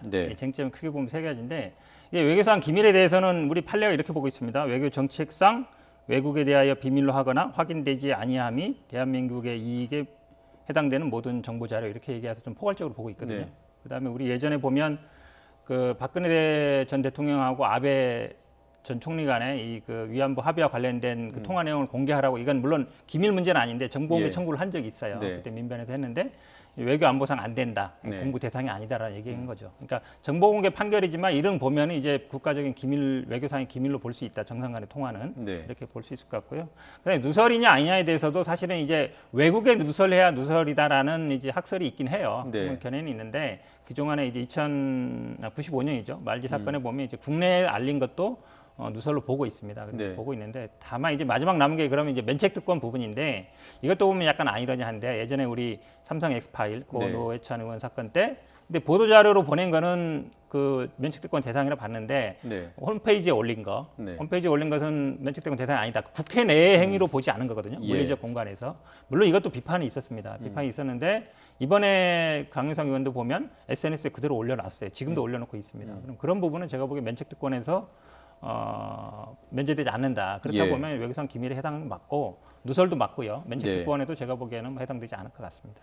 근데 이런 부분이 있는 것 같아요. 이거를 단순히 법적으로 이게 처벌되냐 안 되냐보다 더 네. 중요한 게 저는 아마 외교적인 문제, 외교 네. 뭐 정책적인 문제, 외교적인 문제가 더 크다고 봐요. 지금 아마 모든 전직 외교 관료들이 이건 안 된다, 말이 안 된다. 정상 간의 어떤 신뢰 문제, 외국과의 어떤 외교 문제인데 안 된다고 하는데 그분들이 제가 보기에 법적으로 얘기하는 것 같지는 않거든요. 예. 외교상 아니면 정상적인 외교 문제가 생긴다, 신뢰의 문제다 이런 것 같아서 저는 그 부분이 오히려 더 중요한 문제라고 봅니다. 예. 그러니까 정치적인 책임이 클 수 있다는 얘기잖아요. 그렇죠. 예. 그런 차원에서 지금 나경원 한국당 대표, 원내대표가 강경화 외교장관도 책임을 져야 된다는 입장을 조금 전에 들으셨습니다. 결국은 이제 관리 책임 있는 거 아니냐. 네. 그동안 이제 외교부에서 여러 가지 뭐 태극기 문제라든지 아니면 뭐 실수, 어떤 말 실수가 있었는데 저는 근데 이번 같은 경우에는 관리라는 건 어느 정도 정상적인 루트에서 이루어지는 걸 얘기하는 거거든요. 예를 들어 예. 우리가 이거를 보내줘서 뭐 상글로 돼 있는데 근데 이거 약간 개인적인 일탈이잖아요. 관리 책임을 지려면 우리가 물론 법에 의해서 죄송합니다만 이제 민법이나 이런 데 보면 사용자 책임을 지우려면 어느 정도 관리 영역 안에 있어야 돼요. 네. 근데 이게 개인적인 일탈, 어찌 보면 불법행위라고 볼 수 있는데 그런 것까지 과연 장관에게 책임을 질 수 있는가? 저는 그건 예. 아니라고 봅니다. 장관이 책임져야 될 문제입니까? 책임져야죠. 왜냐하면 실제 이게 개인적 일탈이라고 말씀하셨지만 그 해당 외교관이 그것을 어떻게 빼내서 한 것처럼 보이지 않고요. 네. 소위 말해서 비밀 관리 업무하는 형태가 네. 상당히 좀 그 기강회의 차원이라는 거죠. 설령 그게 맞다 하더라도. 왜냐하면 네. 어떤 그 한 뉴스 매체에 따르면 마치 회람했다는 언어도 나오고 있고요. 진짜인지 아닌지 모르지만 그다음에 전결 규정을 적용받아서 어떤 뭐 이런 문제가 생겼다는 얘기도 나오고 있고요. 그래서 원래 보안 관리 규정에 따르면 이렇게 허술하게 돼 있지 않아요. 봉인되게 돼 있고 그렇단 말이죠. 그래서 혹시 이게 비밀로 분류되지 않은 게 아닌가라는 의심까지 사고 있는 거란 말입니다. 그렇다면 관할 부서장인 그 대사도 책임져야 되지만 예. 최종 감독 책임은 장관은 당연히 져야 되는 거죠. 본인이 져야 된다고 말을 해야 되는 겁니다. 그걸 대통령께서 그 장관은 아니다라고 대통령께서 뭐 연임을 시키는 건 별문을 하더라도 본인이 단죄하는 주체가 돼서는 안 되는 거고요. 물론 보안심사위원회에서 이거를 해결해야 되겠지만 본인이 책임지려는 의사가 있어야 되는 거고요. 또 하나는 외교상 기밀과 관련돼서 사실은 이게 실제 옛날 말지 사건에서 보다 보면 대한민국 입장이 들어가 있어야 됩니다. 예. 예를 들면 이 정상회담이 발표되지 않도록 해다오라든가 그 뭐 남북 정상회담이 언제까지 열리지 않는 것으로 전제하지 않았으면 좋겠다. 이게 대한민국 입장이 들어가 있고 그런 대한민국 입장이 밝혀졌을 때 그것이 대한민국 외교 정책상 이익에 반할 경우에 예. 이럴 때 저희가 외교상의 기밀이라고 평가를 하는 겁니다. 근데 이것이 과연 대통령께서 트럼프 대통령과 통화를 통해서 남북 정상회담을 결정짓는 과정을 그걸 누출했다고 해서 이게 외교상 기밀 누설로 되느냐? 저는 그렇지 않다고 봅니다.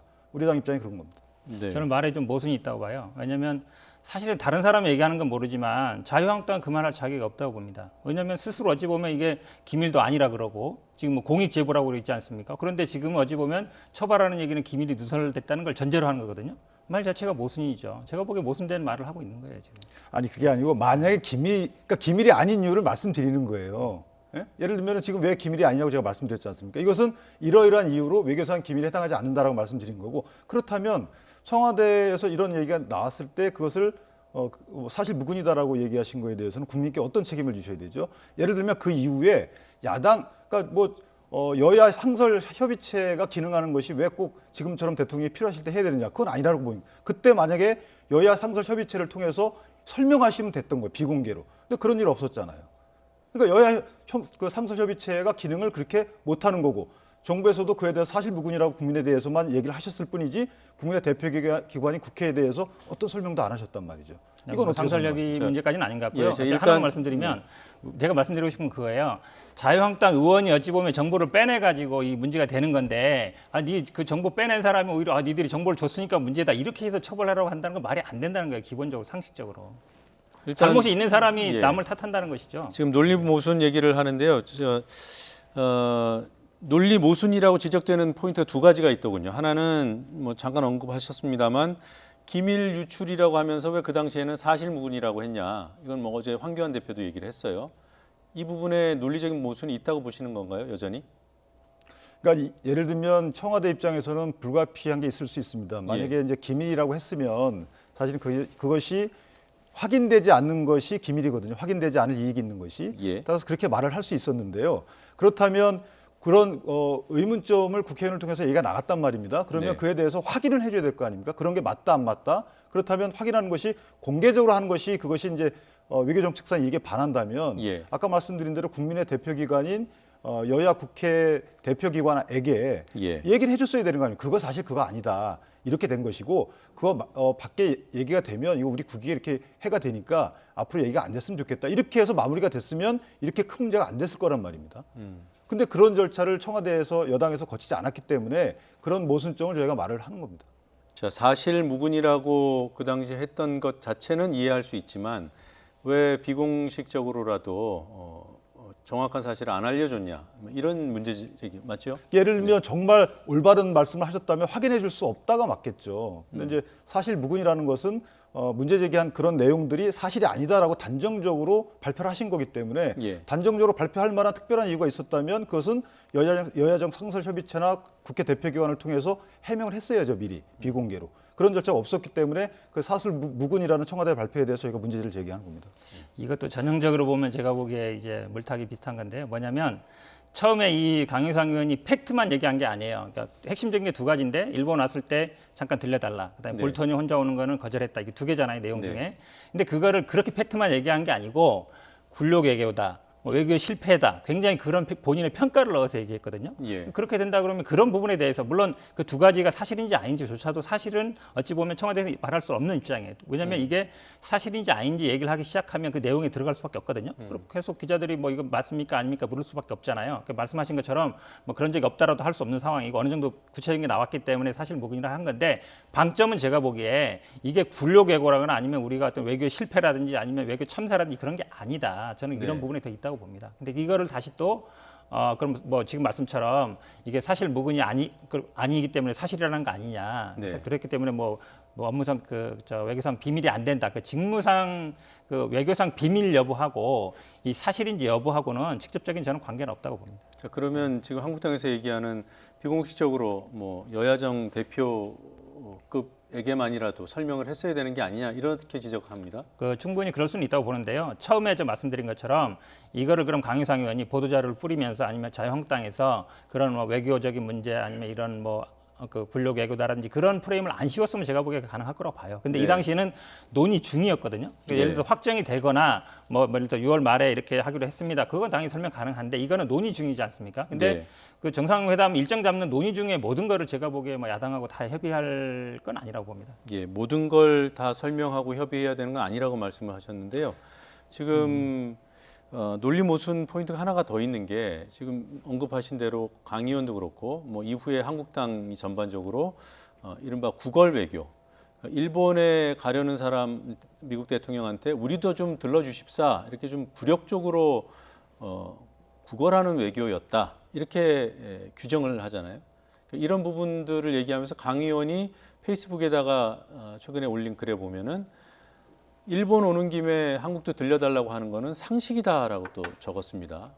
그러니 이거는 기밀에 해당이 안 된다는 요지로 이제 주장하면서 그렇게 얘기를 한 것 같아요. 이 둘 사이에는 모순이 없습니까? 강효상 의원이 뭐 고발된 이후에 페이스북에 올렸는지 저는 확인을 못했습니다만은 그렇다면 본인이 이제 뭐 방어천에서 했을 수는 있어요. 그런데 네.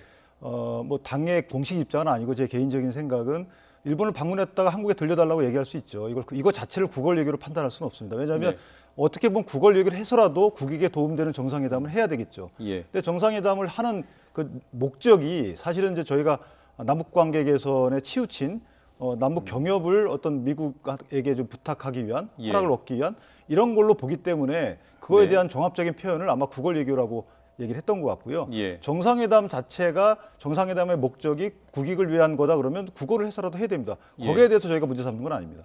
근데 정상회담을 하는 목적 자체가 이전에 비춰보면 남북 경협 등 이런 부분에 치우쳐 있다. 네. 그러니까 그거 자체를 합쳐서 저희가 평가식으로 말씀드린 겁니다. 구걸 외교 비판이 그 한국 방문을 요청한 것에 대해서 한 말은 아니라고 하는데 맞습니까? 당연히 그에 대해서 한 거죠. 왜냐하면 지금 그때 나올 때도 보면 그러니까 좀 한번 와주십사. 어찌 보면 좀 굴욕적이다. 그러니까 일본 왔을 때 일본 두 번 오기로 돼 있지 않습니까? 5월 말, 6월 오는데 그 중에 한 번 들려주십시오. 그러니까 그러니까 5월 말 지금 와 있는데 이때 예. 한번 와주십시오 한 건데 그건 당연히 지금 필요하죠. 왜냐하면 하노이 회담 이후에 지금 미국은 북한에서는 미사일도 발사하고 이러면 당연히 미북 간의 관계도 지금 대화가 안 되고 있고 남북 간에도 안 되고 있는데 당연히 트럼프 대통령이 와가지고 예. 좀 평화적인 메시지를 내주면 도움이 되는 거 아닙니까? 그거를 뭐 굴욕 외교다, 구걸 외교다 이렇게 표현하면 제가 보기에는 외교를 하지 말라는 거나 마찬가지죠. 근데 처음에 그거를 그렇게 접근하셨단 말이죠. 그래서 문제가 더 커진 거죠. 네, 여하튼 간에 지금 일본 방문하는 김에 한국도 들러달라고 하는 것은 국월 외교가 아니라고 지금 저는 그렇게 말씀하신 생각합니다. 왜냐하면 뭐 정상회담의 목적이 국익을 위한다면 국어를 예. 해서라도 외교해야죠. 근데 나경원 대표는 왜 아까 지금 말씀드린 것처럼 그런 맥락이 아니었다? 예, 왜냐하면 종합적으로 남북 정상회담을 추진하는 대통령의 목적이 지난번에 비춰보면 저희가 국익에 부합하지 않는다라고 본 거예요. 남북 경협, 남북 개선에 치우치기 때문에 네. 그런 목적이라면 사실은 그렇게 할 필요가 있겠느냐라는 취지로 말씀을 드린 겁니다. 네. 자, 주제 바꿔보겠습니다. 양정철 민주연구원장과 서훈 국정원장 두 원장이 만난 일을 가지고 논란이 또 되고 있습니다. 자, 이 문제는 뭐가 문제라고 보시는 거예요? 일단 그 양정철 민주연구원장이 이제 민주연구원장의 그 내정되신 게 4월 말 정도로 좀 기억을 하고 있습니다. 그리고 귀국하신 게 5월 12일 날 귀국하셨습니다. 취임하신 게 5월 14일 날 취임하셨어요. 그럼 그 오셔가지고 사적인 행보를 충분히 하실 수 있었습니다. 그럼에도 불구하고 취임 이후에 정보를 총괄하는 수장인 국정원장을 만나셔서 4시간 30분 동안 만나셨다는 것이 누가 보더라도 이것은 오해 소지가 있다. 굳이 그러실 필요가 있었는가. 만약에 진즉 인사를 드리거나 어떤 뭐 사교 모임의 멤버라서 뭐 여러 가지 할 얘기가 있으셨다면, 사적인 얘기가 있으셨다면 그 전에 충분히 하셨어도 됐을 텐데 원장으로 취임하시면서 일성이 총선을 위한 병참기지 역할을 하겠다고 말씀하셨습니다. 네. 총선 전략과 인재 양성이죠. 인재 영입 양성인데 이렇게 천명하신 민주연구원장의 수장께서 기존의 과거에 여러 가지 병폐로 쌓여있던 국정원장을 만나서 4시간 반 동안 말씀하셨다는 것은 야당 입장에서 또는 국민 입장에서 보면 상당히 오해 소지가 있는 것이고요. 예. 국정원법에 보면 어떤 총선 관여를 세분해서 좀 맡고 있지 않습니까? 그런 거 취지에 비춰보면 사실은 상당히 부적절한 행동이셨죠. 예. 민주정책연구원이죠? 민주연구원, 예. 예, 거기가 민주당의 공식 싱크탱크고. 맞습니다. 네. 네. 거기에 원장이 국정원장 만나면 안 됩니까?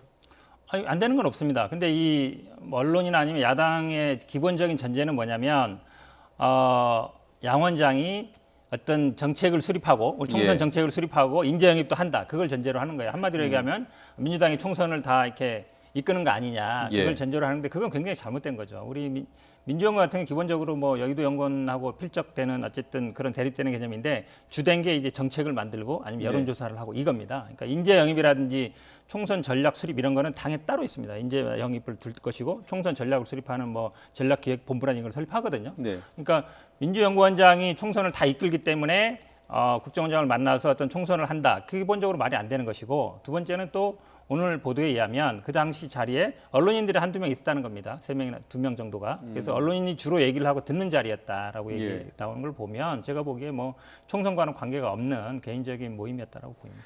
지금 뭐 해당 언론도 독대였다고 재차 주장을 했고요. 지금 한국당에서는 독대로 보는 건가요? 독대 형식이 꼭 독대가 아니더라도 이슈나 이런 것들이 독대에 부합한다 이런 취지고요. 말씀하신 것처럼 이제 민주연구원의 역할에 대해서 말씀을 주셨는데 사실은 이번에 현역 의원 3분하고 원외 4분이 들어가셨잖아요. 부원장으로.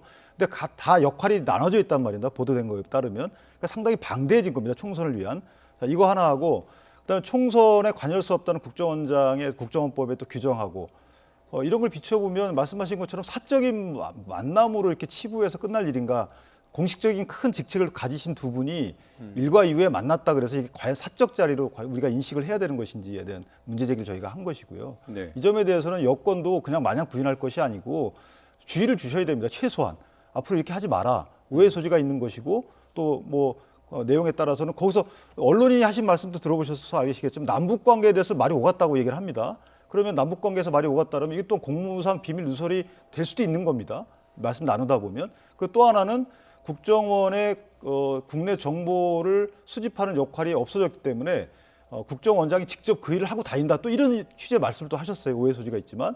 그러면 직원이 하는 거나 원장이 하는 거나 과연 그 역할은 법에서 금지한 거는 어떤 행위인데 그것을 누가 하는지가 무슨 상관이 있겠습니까? 따라서 이런 언론인의 말씀을 통해서도 저희가 오해 소지가 더 증폭되듯이 만나시면 안 되죠. 공식적인 자리 이외에는 만나시면 안 됩니다. 네, 일단 뭐 독대냐 아니냐는 핵심이 아닌 것 같고요. 두 분 다 그렇게 보시는 것 같고요. 다만 그 만남의 성격이 무엇이었는지, 어떤 대화가 오갔는지가 당연히 핵심이겠지만 이 부분은 아직 사실로 확인된 건 없는 상황이죠. 이쯤 정리하겠습니다. 한마디만 더 하겠습니다. 왜냐하면 짧게요. 예, 짧게. 왜냐하면 사실은 이혜원 정부위원장님이 지금 국회 열어서 하자 그래요. 이 문제에 대해서 얘기하자. 예. 저는 한국당이 이걸 명분으로 그냥 국회 이번에 복귀해도 된다고 봅니다. 네, 알겠습니다. 네, 두 분 말씀은 여기까지 듣고요. 오늘 토론 마무리하겠습니다. 고맙습니다.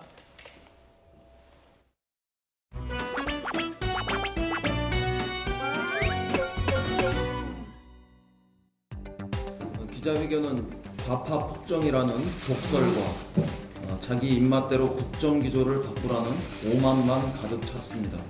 국회 정상화에는 요지부동이면서 입법을 서두르고 예산을 챙기겠다는 이 이야기는 전형적인 겉다르고 속다른 이야기라고 할 수밖에 없습니다.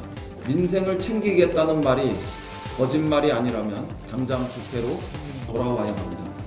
국회 정상화 없이 민생 정상화는 없다, 이렇게 말씀드리겠습니다.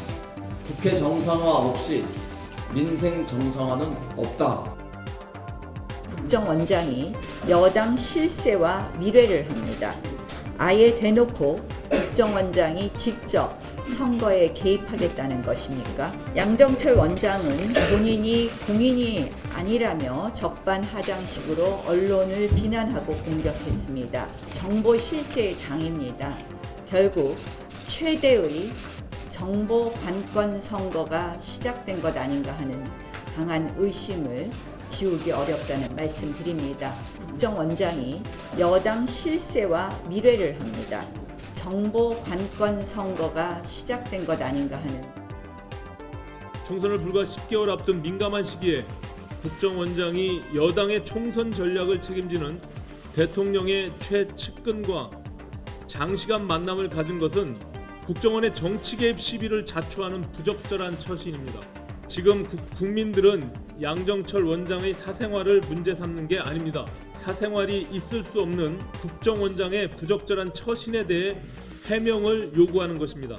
사생활이 있을 수 없는 국정원장의 부적절한 처신에 대해 해명을 요구하는 것입니다.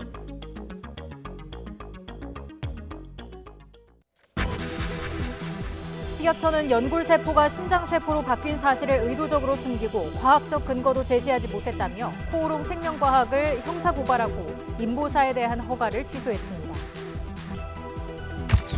현대중공업노조가 주 총장을 점거한 채 전면 파업에 들어갔습니다. 대우조선해양 인수 과정에서 현대중공업의 법인 분할에 반대하기 위해서입니다. 경찰은 만일의 사태에 대비하고 있습니다. 민주당은 이해찬 대표 주재로 외교 기밀 유출에 대한 긴급회의를 열었습니다. 외교부는 해당 외교관을 중징계하는 동시에 강효상 의원과 외교관을 함께 형사고발하기로 했습니다. 개인 사유지를 공원 부지로 지정한 뒤 방치한 장기 미집행 공원에 대해 정부가 개발을 적극 지원하기로 했습니다. 공공사업이나 지자체에 재원을 지원하는 방식이 사용됩니다. 서울 종로의 호텔에서 필로폰을 제조한 외국인 일당이 붙잡혔습니다. 객실에서만 120억 원대의 필로폰이 발견됐습니다. 이들은 제조 과정에서 냄새를 획기적으로 줄이는 수법을 사용했습니다.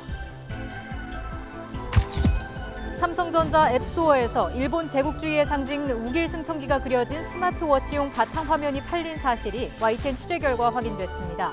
삼성은 논란이 일자 급히 판매를 중단했습니다.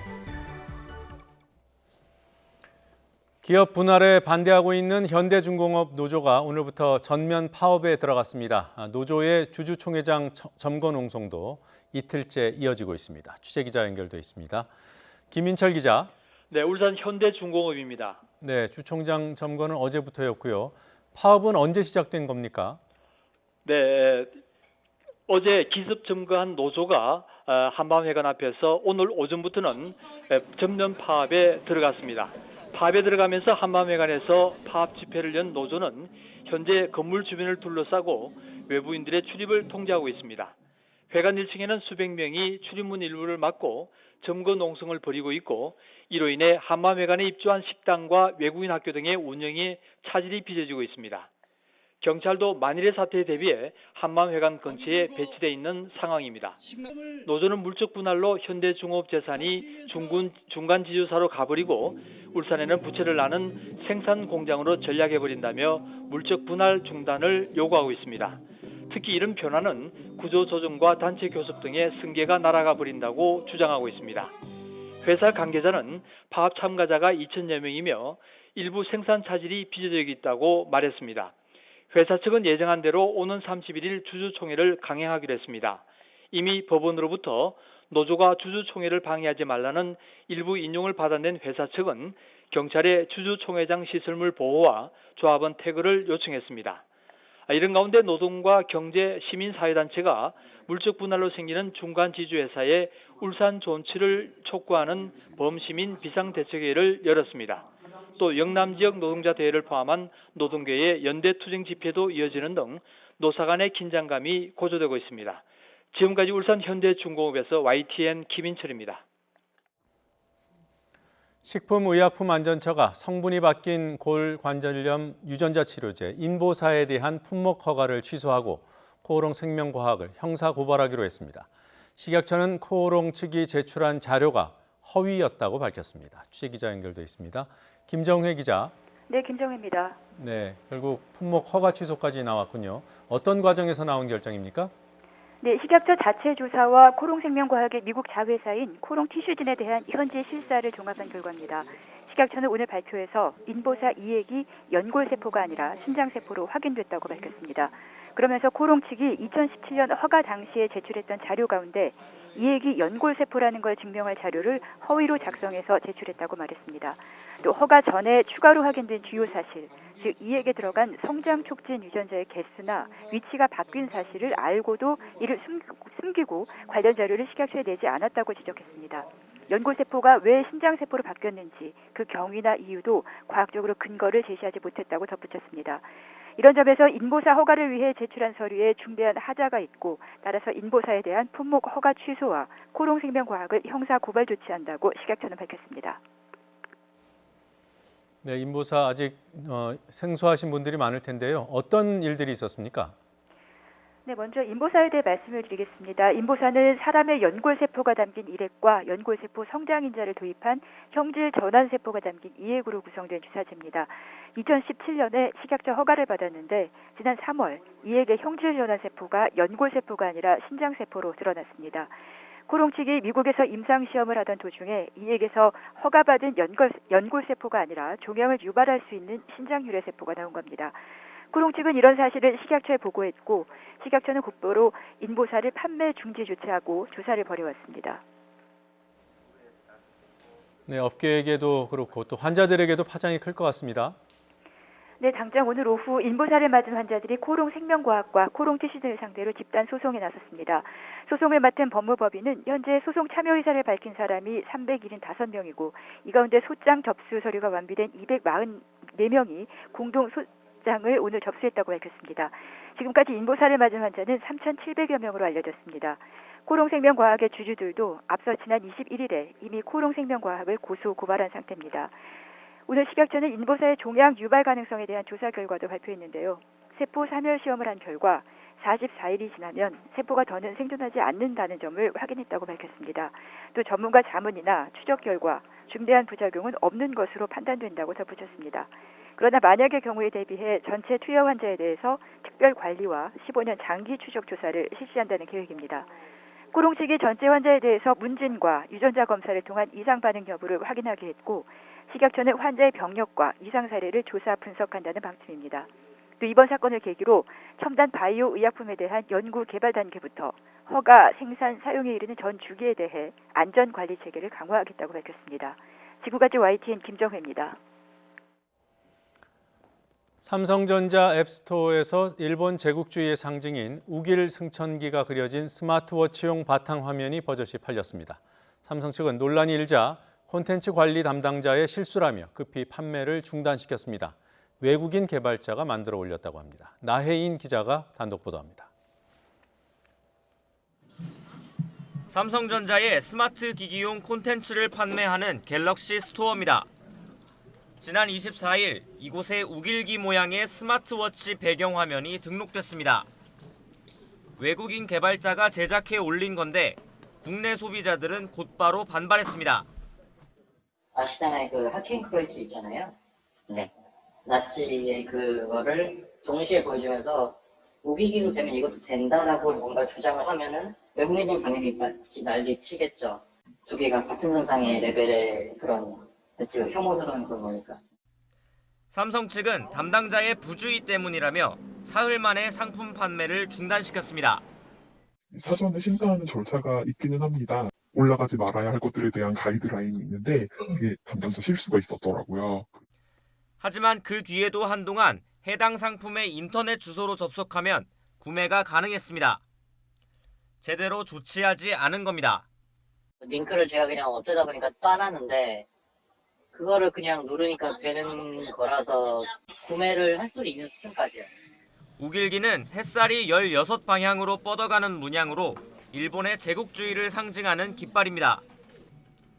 이런 부적절한 상품의 판매를 막기 위해선 엄격한 검증 체계가 필요한데 1등 기업이라는 삼성에서 허점을 드러냈습니다. 대기업에서 제공되는 이런 쇼핑 플랫폼에 지속적인 우길기 상품이 노출되는 가장 큰 이유는요. 어떤 가미수 작업을 할 수 있는 그런 시스템이 정착화되지 않았기 때문입니다. 지속적으로 그런 시스템을 개발하고 더 이상 이런 우길기 제품이 팔리지 않도록 노력을. 삼성 측은 앞으로 더욱 주의를 기울여 비슷한 일이 벌어지지 않도록 노력하겠다고 밝혔습니다. YTN 나혜인입니다. 올해 만 40살로 국내 프로야구 최고령 선수, 그리고 19년 동안 삼성 한 팀에서만 뛴 이른바 프랜차이즈 스타 박한희 선수가 은퇴를 선언했습니다. 음주운전에 적발된 뒤 도의적인 책임을 지겠다고 밝혔습니다. 서봉국 기자가 보도합니다. 19년간 한 팀에서 뛰면서 꾸준함의 대명사로 불렸던 삼성의 대표 스타 박한희. 음주운전을 하다 적발된 박한희가 전격 은퇴를 선언했습니다. 박한희는 일요일 경기 후 지인들과 술자리를 가졌고 월요일 오전 자녀를 학교에 태워준 뒤 귀가하다 접촉 사고를 냈습니다. 음주 측정 결과 혈중 알코올 농도가 면허정지 수준으로 확정되자 팬과 구단에 사과의 뜻을 밝히고 은퇴의 뜻을 밝힌 겁니다. 선수의 신고를 받은 구단은 KBO에 경위서를 제출했고 KBO는 상벌위를 열 예정입니다. 갑작스러운 소식에 좀 당황스러운데요. 저희도 어쨌든 품위 손상 행위는 맞기 때문에 해당 사안에 대해서 곧 상벌위원회를 개최해서 심의할 예정입니다.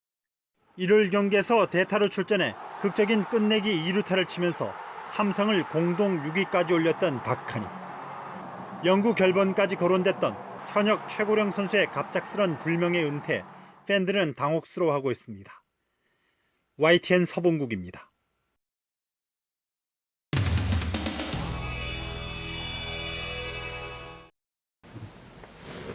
서운인 것 같은데?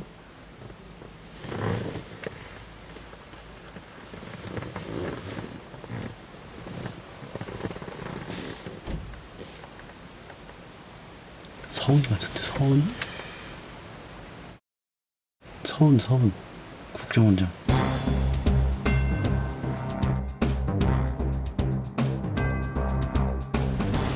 여기 서서 말씀하세요, 여기서. 네, 거기. 역시 정권 교체 완성은 총선 승리라는 절박함이 있기 때문에 문재인 대통령 임기 5년 동안은 완전히 야인으로 있겠다고 생각을 했는데 뭐라도 좀 보탬이 되는 게 필요할 것 같아가지고 어려운 자리 좀 감당을 하기로 했고요. 일에 좀 몰두해서 빨리 성과를 낼 수 있도록 조금 로키로 좀 가야 될 때라서 오늘 이제 상견례로 이 정도로만 좀 제가 인사를 드리고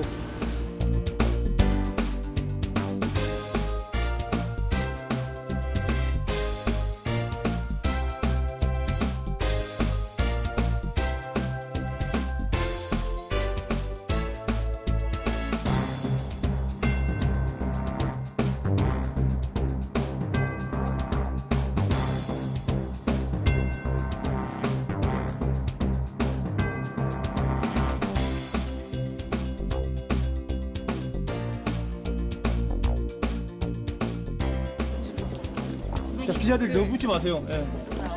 잠깐 한마디만 해주시고 가시죠. 전화. 문자로 제가 설명하는 문자 보냈으니까 참조하시면 됩니다.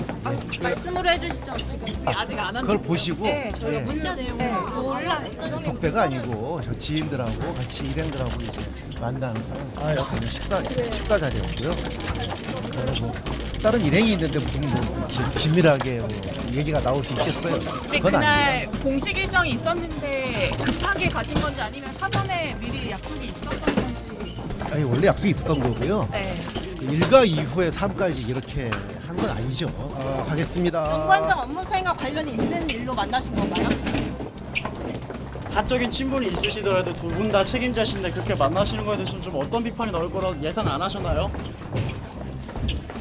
자, 수고들 하세요. 자, 하겠습니다. 바른미래당에서 정보비 열어서 괜찮으세요? 정보비 열어서 국정원장한테 보고 받아야 된다고 주장을 했는데요. 그거에 대해서는 어떻게 생각하세요? 야당이 뭐 저녁까지 제가 뭐 일이 하겠습니다. 놓기로 좀 가야 될 때라서 오늘 이제 상견례로 이 정도로만 좀 제가 인사를 드리고 그런 뭐 걱정을 하는 분들이 있으면 걱정 붙들어 매셔도 좋다고 얘기 드리고 싶습니다.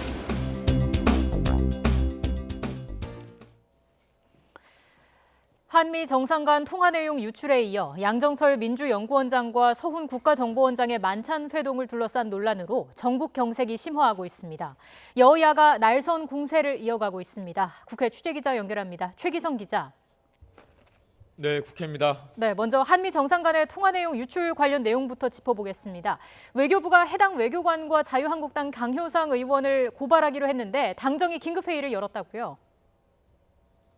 네, 더불어민주당 이해찬 대표가 주재한 외교안보 통일자문회의에는 조세영 외교부 1차관 등이 참석했습니다. 애초 강경화 외교부 장관이 참석할 예정이었지만 일정이 생기면서 불참했습니다. 이 대표는 모두 발언에서 제1야당이 눈앞에 이익을 쫓느라 국가 안보를 위협하는 행동을 반복하고 있다면서 사안의 심각성을 확인하고 대책을 마련하기 위해 회의를 소집했다고 말했습니다. 사익을 위해 국가 기밀을 악용하고 당리 당략을 위해 국가 조직을 동원하는 것은 국정농단 사태가 일어나지 않도록 자신을 둘러싼 논란과 관련해 한국당 강효상 의원은 왜곡된 한미 외교 실상을 국민에게 알린 야당 의원 의정 활동에 기밀 운운하며 몰아가는 건 가당치 않다면서 반박했습니다. 한국당 나경원 원내대표는 강경화 외교부 장관 교체가 외교부가 바로 서는 길일 것이라고 날을 세웠습니다. 강경화 장관이 이끄는 외교부는 해야 될 일은 하지 않고 이 민감한 외교 전쟁의 현장에서 야당 죽이기에만 골몰하고 있습니다. 네, 이런 가운데 여당 싱크탱크 수장인 양정철 민주연구원장과 서훈 국가정보원장의 만찬 회동도 전국의 또 다른 불씨가 되고 있다고요? 네, 앞서 양 원장은 기자들에게 오랜 지인끼리의 사적 모임이었다는 점을 거듭 강조하면서 두 사람만 모인 게 아니라 다른 동석자도 있다고 설명했습니다. 이와 관련해 당시 자리를 함께한 언론인이 오후에 입장을 밝힐 것으로 알려졌습니다. 양 원장이 밝힌 것처럼 민감한 정치적 이야기는 없었다고 해명할 것으로 보입니다. 이와 관련해 여당 지도부는 공개 발언을 자제하며 말을 아끼고 있는데 이인영 원내대표는 기자들과 만나 너무 과하게 해석하지 않았으면 좋겠다고 선을 그었습니다. 하지만 당 일각에서는 사적인 모임이라고 해도 왜 이 시점에 만났는지 의문이라는 반응도 나오고 있습니다. 야당은 일제히 반발하고 있습니다. 한국당 황교안 대표는 총선을 준비하겠다고 나와서 조직을 운영하는 사람과 국가 안보를 책임지고 있는 사람이 이 시기에 만나는 건 가볍게 넘길 일이 아니라고 지적했습니다. 저희가 철저하게 어떤 내용들이 오갔는지 여러 방법을 통해서 알아보고 그에 마땅한 이런 대처를 하도록 하겠습니다. 글쎄요, 그런 평가나 처리는 사실관계 확인이. 한국당은 잠시 뒤 오후에 국정원을 항의 방문하는 한편 서훈 국정원장을 국정원법 위반으로 고발할 방침입니다. 바른미래당 오신환 원내대표는 비선 실세 최순실에 휘둘리던 지난 정부 청와대와 같은 행태가 어이없다고 지적했습니다. 양정철 원장의 뒤에 숨어서 입을 꽉 다물고 있는 서훈 국정원장의 행태도 비겁하고 한심스럽습니다. 국정원을 소관기관으로 두고 있는 이해운 국회 정보위원장은 자신도 서훈 국정원장과 1분도 독대한 적이 없다면서 정보위를 열어 진상을 파악해야 한다고 했습니다. 지금까지 국회에서 전해드렸습니다. 네, 보신 것처럼 대통령의 최측근으로 꼽히는 양정철 민주연구원장과 서훈 국정원장의 만찬 회동을 놓고 논란이 적지 않습니다. 만남 자체에 대한 지적뿐만 아니라 보안 사항인 국정원장의 동선이 고스란히 노출됐고 그 과정에서 국정원이 속수무책이었다는 점도 강하게 비판받고 있습니다. 임성호 기자입니다. 지난 21일 서훈 국정원장과 양정철 민주연구원장이 만난 서울 강남의 한정식 집 앞. 장소를 확인한 인터넷 매체 취재진이 음식점 코앞에다 차를 세워두고 촬영을 시작합니다. 검은색 차량이 움직이기 시작하자 더 좋은 각도에서 찍으려고 블랙박스로 추정되는 카메라 위치도 바꿔봅니다. 최소 2명이 차 안에서 잠복 취재를 하는데 식당 주변에 배치된 국정원 직원들은 수상히 여기는 낌새도 없습니다. 취재 차량 쪽을 몇 번 돌아보기도 하고 차 바로 옆으로 오가기도 했지만 아무런 조치도 없었습니다. 그때 서훈 국정원장이 나옵니다. 취재진은 처음엔 국정원장을 알아보지 못하고 경찰청장으로 착각했습니다. 뭐야, 경찰청장은 그렇게 긴장하는데 굉장히 정의용을 서훈 국정원장. 국정원은 그동안 정보기관장의 동선은 확인해주지 않는다는 원칙을 내세우면서 서 원장의 일정과 이동 경로 등을 철저히 함구해왔습니다. 하지만 이날 국정원장이 길에서 대화를 나누고 차에 타고 배웅을 받는 모습, 이어서 저녁 모임에 참석한 다른 사람을 양정철 원장이 허리 숙여 배웅하는 모습까지 모두 촬영됐습니다. 보안이 생명인 정보기관장의 동선이 촬영되고 있는데도 속수무책인 국정원의 모습에 한반도 비핵화 협상 등을 둘러싼 치열한 국제 첩보전에는 제대로 대응하고 있는지 우려가 제기되는 대목입니다. YTN 임성호입니다. 한국전 참전 용사의 아들인 마이크 펜스 미 부통령은 지난해 한국전 참전 미군 용사의 유해 일부가 송환된 데 대해 이는 단지 시작일 뿐이라고 강조했습니다. 이는 북미 협상 교착으로 유해 송환 작업이 사실상 멈춰선 상황에서도 재개의 의지를 강조한 것으로 풀이됩니다. 이동우 기자의 보도입니다. 미국 워싱턴 인근 알링턴 국립묘지에서 거행된 미국의 현충일 메모리얼 데이 기념식. 마이크 펜스 미국 부통령은 기념식 추도사를 통해 전몰 용사들에 대한 각별한 존경을 표시했습니다. It is Memorial Day in America. To all of you here and those looking on from afar, especially to the families of our fallen, we extend our deepest sympathies. 펜스 부통령은 이어 지난해 6.12 싱가포르 북미 정상회담의 결과로 한국전 참전 미군 용사의 유해 일부가 지난해 송환된 데 대해서 이것은 단지 시작이라고 말했습니다. 이어 일부 유해들은 신원이 확인됐지만 많은 작업이 남아있다며 유해 송환은 시작에 불과하다고 강조했습니다. 이는 북미 협상 교착으로 유해 발굴과 송환 작업이 사실상 멈춰선 상황에서도 재개 의지를 재확인한 것으로 풀이됩니다. 펜스 부통령은 해외 전투 중에 실종된 장병들을 찾는 노력을 멈추지 않겠다는 트럼프 대통령의 약속도 환기했습니다. 한국전 참전용사의 아들이기도 한 펜스 부통령은 싱가포르 북미 합의에 따라 북한이 송환한 미군 유해 55구에 대해 지난해 8월 하와이 히캄 공군기지에서 험수된 유해 봉환식에 참석한 바 있습니다. 펜스 부통령은 한국전 참전용사의 아들로서 한국전 전몰 용사들의 유해를 담은 관들이 성조기에 감싸인 채 미국 땅으로 돌아온 역사적인 현장에 참석한 것은 영광이었다고 밝혔습니다. 펜스 부통령의 부친은 한국전 당시 소위로 참전해 경기도 연천 북쪽 고지 전투에서 사투를 벌인 공로를 인정받아 1953년 미 정부로부터 동성훈장을 받았습니다. YTN 이동우입니다. 주중 북한 대사관이 최근 정문 옆 게시판에 기존 사진들을 떼어내고 북러 정상회담 사진으로 교체했습니다. 중국 베이징 시내 차오양구에 위치한 북한 대사관의 담장 게시판에는 지난달 말에 열린 김정은 국무위원장과 블라디미르 푸틴 러시아 대통령의 정상회담 관련 사진 26장이 게시됐습니다.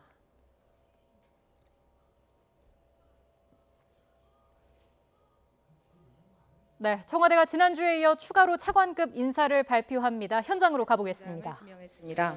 김현준 후보자는 국세청에서 공직을 시작하여 일선 세무위원장과 국세청 주요 직위를 두루 거친 정통 세무관료로서 국세청 업무 전반에 대한 높은 이해도, 업무 추진력 및 소통의 리더십으로 불공정 탈세 근절, 민생경제 세정 지원 등 국세청의 산적한 과제를 풀어내고 국세 행정의 신뢰를 높여갈 것으로 기대됩니다.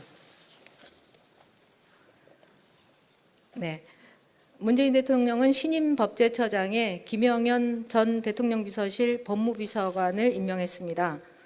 김영현 신임 법제처장은 사시 39회로 광주지법, 인천지법 부장판사, 대통령 비서실 법무비서관을 역임한 법률 전문가로서 국정 철학에 대한 높은 이해도 및 업무 전문성을 바탕으로 적극 행정, 규제 개선 등 주요 국정 과제를 법률로서 뒷받침해 나갈 것으로 기대됩니다.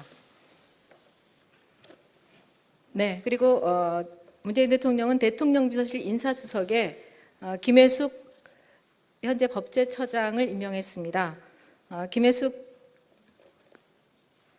신임 인사수석은 여성, 아동 등 소외계층의 권리 보호를 위해 헌신해온 노동인권 변호사로서 문재인 정부 초대 법제처장으로 재직하며 차별적인 법령 개선 등 국민 중심의 법제 개선, 국정과제 법제화의 탁월한 업무 성과를 보여주었습니다. 대통령을 보좌하여 국민 누구나 차별받지 않는 균형 인사, 국민과 함께하는 열린 인사, 국민에게 신뢰받는 공정 인사를 구현할 적임자로 기대됩니다.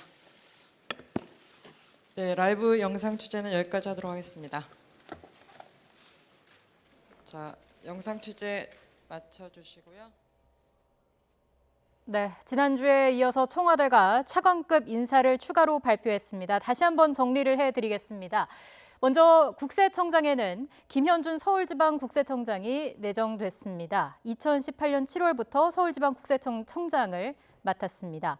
그리고 법제처장에는 최근 퇴직한 김형현 전 청와대 법무비서관이 임명됐습니다. 이어서 인사수석은 문재인 정부 출범 이후 줄곧 조현옥 인사수석이 해오다가 이번에 김회숙 법제처장으로 교체됩니다. 청와대가 차관급 인사를 추가로 발표했습니다. 조현옥 인사수석의 발표로 전해드리셨습니다. 네, 도널드 트럼프 미 대통령이 북한의 최근 발사가 유엔 제재 결의 위반이 아니라며 북한에 유화 메시지를 보냈습니다. 이는 자신의 참모인 볼턴 국가안보보좌관은 물론이고 아베 신조 일본 총리 의견에도 반하는 겁니다. 트럼프 대통령의 이딴 유화 메시지, 국제부 연결해서 그 배경 알아보겠습니다. 박철원 기자. 네, 국제부입니다. 네, 트럼프 대통령이 이달 초 북한의 발사에 대해서 의미를 축소해 발언했죠. 네, 트럼프 대통령은 어제 미일 정상회담 뒤 공동회견에서 대북 유화 발언을 쏟아냈습니다. 북한은 이달 초 2차례 발사가 크게 괴념할 일이 아니라는 입장을 되풀이했습니다. 북한의 소형 미사일 발사가 신경 쓰이지 않느냐는 질문에 전혀 그렇지 않다고 답한 겁니다. 또 북한의 이번 발사가 유엔 안보리 제재 결의 위반이라는 지적도 일축했습니다. 참모들은 제재 결의 위반이라고 생각하지만 자신의 견해는 다르다면서 김정은 위원장이 관심 끌기를 원했을 것이라는 관측도 내놓았습니다. 네, 이는 또 북한이 탄도미사일을 발사했다는 볼턴 보좌관의 주장을 거듭 일축한 셈이죠. 네, 그렇습니다. 존 볼턴 백악관 국가안보보좌관이 지난 25일 미일 정상회담 준비차 트럼프 대통령보다 먼저 일본을 방문했죠. 당시 기자들에게 유엔 결의안은 북한의 모든 종류의 탄도미사일 발사를 금지하고 있다며 이달 초 북한의 미사일 발사는 안보리 결의 위반이라는 데는 의심의 여지가 없다고 말했습니다. 미국 고위 관리가 북한의 발사를 탄도미사일이자 대북제재 결의 위반이라고 규정한 것은 처음입니다. 한미 양국 그 어느 쪽에서도 나오지 않은 발언이었는데요. 그러자 트럼프 대통령은 바로 다음 날 북한이 작은 무기들을 발사했을 뿐이라며 김 위원장에 대한 신뢰를 거듭 보냈습니다. 볼턴 보좌관의 말을 정면 반박한 건데요. 그리고 이틀째 미일 정상회견에서도 또다시 볼턴의 발언을 일축한 겁니다. 이래저래 볼턴 보좌관이 대북 정책에서 모양새를 구기고 입지가 위축된 셈이 되었습니다. 네, 뿐만 아니라 아베 총리의 발언과도 궤를 달리한 건 아니겠습니까?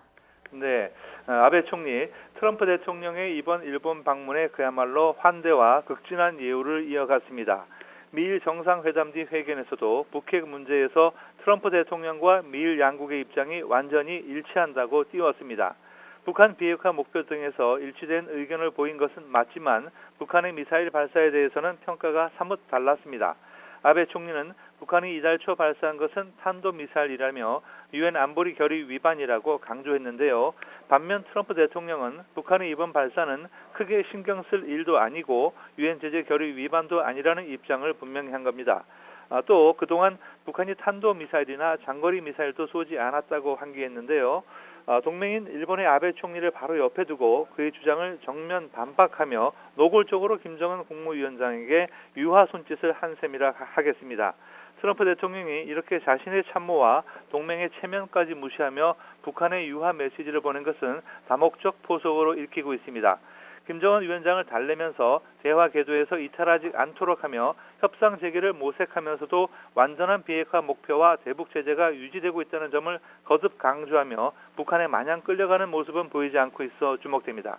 지금까지 국제부에서 전해드렸습니다. 미세먼지 걱정 없는 쾌청한 봄 날씨가 이어지고 있습니다. 내일부터는 기온이 점차 올라서 초여름 더위가 다시 나타날 전망입니다. 날씨 알아보겠습니다. 권혜인 캐스터. 네, 하늘공원에 나와 있습니다. 네, 오늘 날씨가 정말 좋다고요? 네, 오늘은 구름 한 점 없는 쾌청한 하늘이 드러나 있습니다. 오랜만에 보는 파란 하늘에 기분까지 저절로 좋아지는데요. 현재 서울 기온이 23.7도까지 오르며 어제 같은 시각보다 5도나 높아서 포근합니다. 오늘 미세먼지 걱정도 없고요. 간간히 봄바람까지 불어오며 상쾌함을 더해주고 있습니다. 다만 오늘 자외선에는 주의하셔야겠습니다. 현재 전국 대부분 지역의 자외선 지수가 높음에서 매우 높은 수준 보이고 있습니다. 단시간에 피부 질환이 생길 수 있는 수준이니까요. 외출 시에는 자외선 차단제를 꼼꼼히 바르시고 최대한 그늘로 이동하시기 바랍니다. 내일도 전국이 대체로 맑겠고요. 아침에는 비교적 선선하겠습니다. 아침 기온은 서울이 14도, 대전 11도, 광주 13도, 부산은 16도로 오늘보다 1에서 2도가량 높겠습니다. 낮에는 오늘보다 기온이 오르며 초여름 더위가 나타나겠습니다. 내일 낮 기온은 서울과 부산이 26도, 대전과 광주는 28도로 오늘보다 1에서 5도가량 높겠습니다. 이번 주 내내 비 소식 없이 맑은 날씨가 이어지겠습니다. 기온은 점차 오르며 초여름 더위가 이어지겠지만 지난주와 같은 심한 폭염은 없을 것으로 보입니다. 현재 강원 영동 지역에는 건조주의보가 내려진 가운데 내일 새벽까지 강원 산간 지역에는 바람까지 강하게 불겠습니다. 화재 사고가 발생하기 쉬운 날씨니까요. 불씨 관리에 신경 써주셔야겠습니다. 지금까지 상암동 하늘공원에서 YTN 권혜인입니다.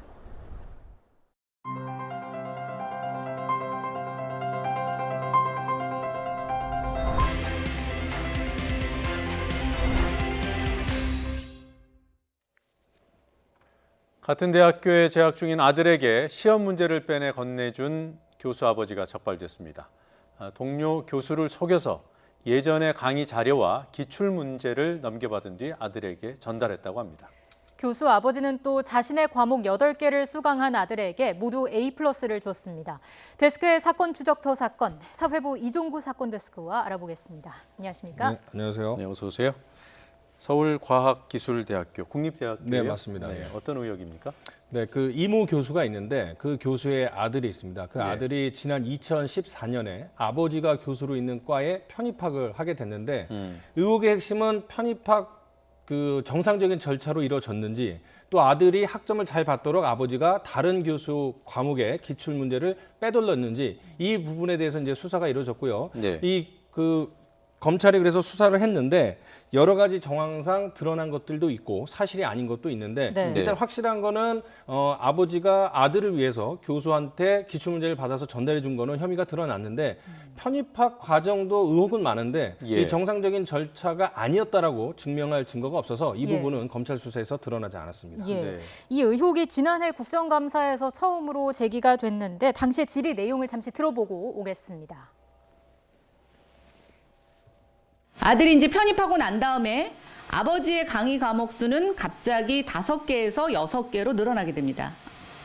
근데 그중에 전자기하학이라는 과목이 하나 있는데요. 공교롭게도 이 과목은 아들이 다른 교수님의 강의에서 C뿔을 받은 이후에 다시 아버지 강의 재수강을 통해서 A+ 성적이 바뀌는 과목입니다. 아들의 학점 관리까지 해주고 있었던 것으로 의구심이 드는 사항입니다. 네, 지금 뭐 핵심 의혹이 편입학 부정이랑 성적 네. 특혜잖아요. 이게 네네. 무혐의 처분이 났다고요? 그렇습니다. 지난해 10월 국정감사 모습인데요. 이때 김연아 의원이 의혹을 제기해서 교육부에서 감사를 했고 어느 정도 조사를 벌인 다음에 검찰에 수사를 의뢰했습니다. 네. 그래서 새롭게 드러난 사실은 이제 아버지가 아들을 위해서 동료 교수에게 기출문제와 강의제를 입수해서 아들에게 전달한 부분은 새롭게 드러났고요. 그다음에 네. 지금 김연아 의원이 당시 지난해 10월에 국정감사에서 얘기했던 것처럼 아버지가 아들에게 좋은 학점을 준 것, 이것은 네. 사실이지만 이 부분은 어떤 의혹이 있을 뿐 정황 증거나 범죄 혐의가 소명된 건 아닙니다. 네, 아버지가 교수고 아들이 수강생인데 점수는 잘 줬다. 네. 근데 거기에 뭔가 문제를 발견하지는 못했다. 그렇습니다. 이거군요. 예. 근데 다만 다른 교수의 기출 문제를 빼서 네. 아들에게 넘겨줘서 학점을 좋게 받게 해준 그 혐의는 확인이 된 거고요. 네, 맞습니다. 네. 자, 일단 그 편입학 부정 네. 부분이 어떻게 보면 조금 더 그렇죠. 강한 의혹으로 네. 제기됐었어요. 네. 근데 그 부분도 무혐의라는 거잖아요. 그렇죠. 이 편입학 절차가 서류 전형이 있고 필기 시험이 있고 면접이 있거든요. 네. 그런데 당시 23명이 지원을 해서 6명이 합격을 했습니다. 예. 검찰이 조사를 했더니 아들의 서류 전형 성적은 7등이었습니다. 예. 그러니까 6명을 뽑았으니까 합격권에 들지 못했죠. 근데 면접에서 제일 높은 점수를 맡으면서 6명 안에, 그러니까 6등을 하면서 예. 간신히 턱걸이로 편입학에 합격을 하게 된 거죠. 예, 그 면접위원회 아버지가 있었던 건가요? 이 아버지는 참여하지 않았고요. 예. 면접위원이 모두 3명이었는데 아버지의 동료 교수였죠. 그러니까 이제 검찰 수사에서는 이 면접위원 3명이 네. 과연 그 아버지의 부탁을 받고 높은 점수를 줬는지, 그리고 그 아버지의 아들이 지원한 사실을 알고 부탁을 받지 않더라도 인지상정으로 높은 점수를 준 건지 이 부분에 대해서 이제 밝혀내야 되는데 네. 예. 검찰 수사에서는 특별히 청탁을 하거나 어떤 부탁을 받고 일부러 높은 점수를 줬다 이런 증거를 찾지를 못했습니다. 예, 그러니까 뭐 서류, 필기 이 부분도 사실 가능성은 있지만 네. 그 부분은 뭐 더 찾기가 어려웠을 거고요. 네네. 일단 면접위원이 아니었기 때문에 규명하기가 쉽지는 않았겠습니다. 그렇습니다. 예. 네, 조금 전에 그 동료 교수의 기출 문제를 빼서 전달해줬다. 네. 이거는 확인이 됐다 그랬잖아요. 네, 맞습니다. 그 이른바 족보를 빼는 겁니까? 그렇습니다. 이제 우리가 흔히 족보라고 해서 대학생들이 그 교수가 예전에 냈던 문제들을 가지고 참고를 하지 않습니까? 예. 그런 것들이 있는데 그 아버지 교수는 동료 교수에게 접근을 해서 자기가 외부 강의에 쓸 자료가 필요하니 당신의 그 강의 자료 그리고 네. 기출 문제들을 좀 달라 이렇게 속인 다음에 네. 그것을 아들에게 갖다 줬죠. 아들이 그래서 그 교수의 강의 2개를 들었거든요. 그래서 그 강의를 듣고 모두 A+를 받았습니다. 그렇게 해서 빼낸 기출 문제가 그대로 제출이 그러니까 그대로 출제가 됐던 건가요? 기출 문제 분석을 해봤더니 50에서 한 72%입니다. 그러니까 두 과목을 들었으니까 한 과목은 한 절반 정도는 기출 문제에서 나왔고 네. 나머지는 3분의 2 정도가 기출 문제에서 나왔죠. 그러니까 어느 정도 답을 알고 시험을 봤기 때문에 두 과목 모두 A+를 받았는데 다만 50%, 72%라는 거는 A+를 다 맞으려면 전 과목에 대해서 그러니까 네. 모든 게 다 정답이 돼야 되지 않겠습니까? 근데 기출 문제 아닌 부분에서도 점수를 잘 받아서 A+를 받았기 때문에 이 부분에 대해서 이제 처벌이 불가능한 거죠. 네. 그러니까 아들이 점수를 잘 받은 부분은 지금 설명을 들으니까 네. 책임을 묻기가 어려울 것 같긴 해요. 네네. 전부 다는 아니고 네. 그러나 상당 부분인 것도 맞는 거고요. 그렇죠. 예. 근데 그거는 그냥 그런 일이 있었나 보다 하는 거고. 네. 근데 아버지가 그 동료 교수를 그것도 속여서 네. 자료를 빼서 넘겨준 거잖아요. 그렇죠. 예. 이 부분은 문제가 안 됩니까?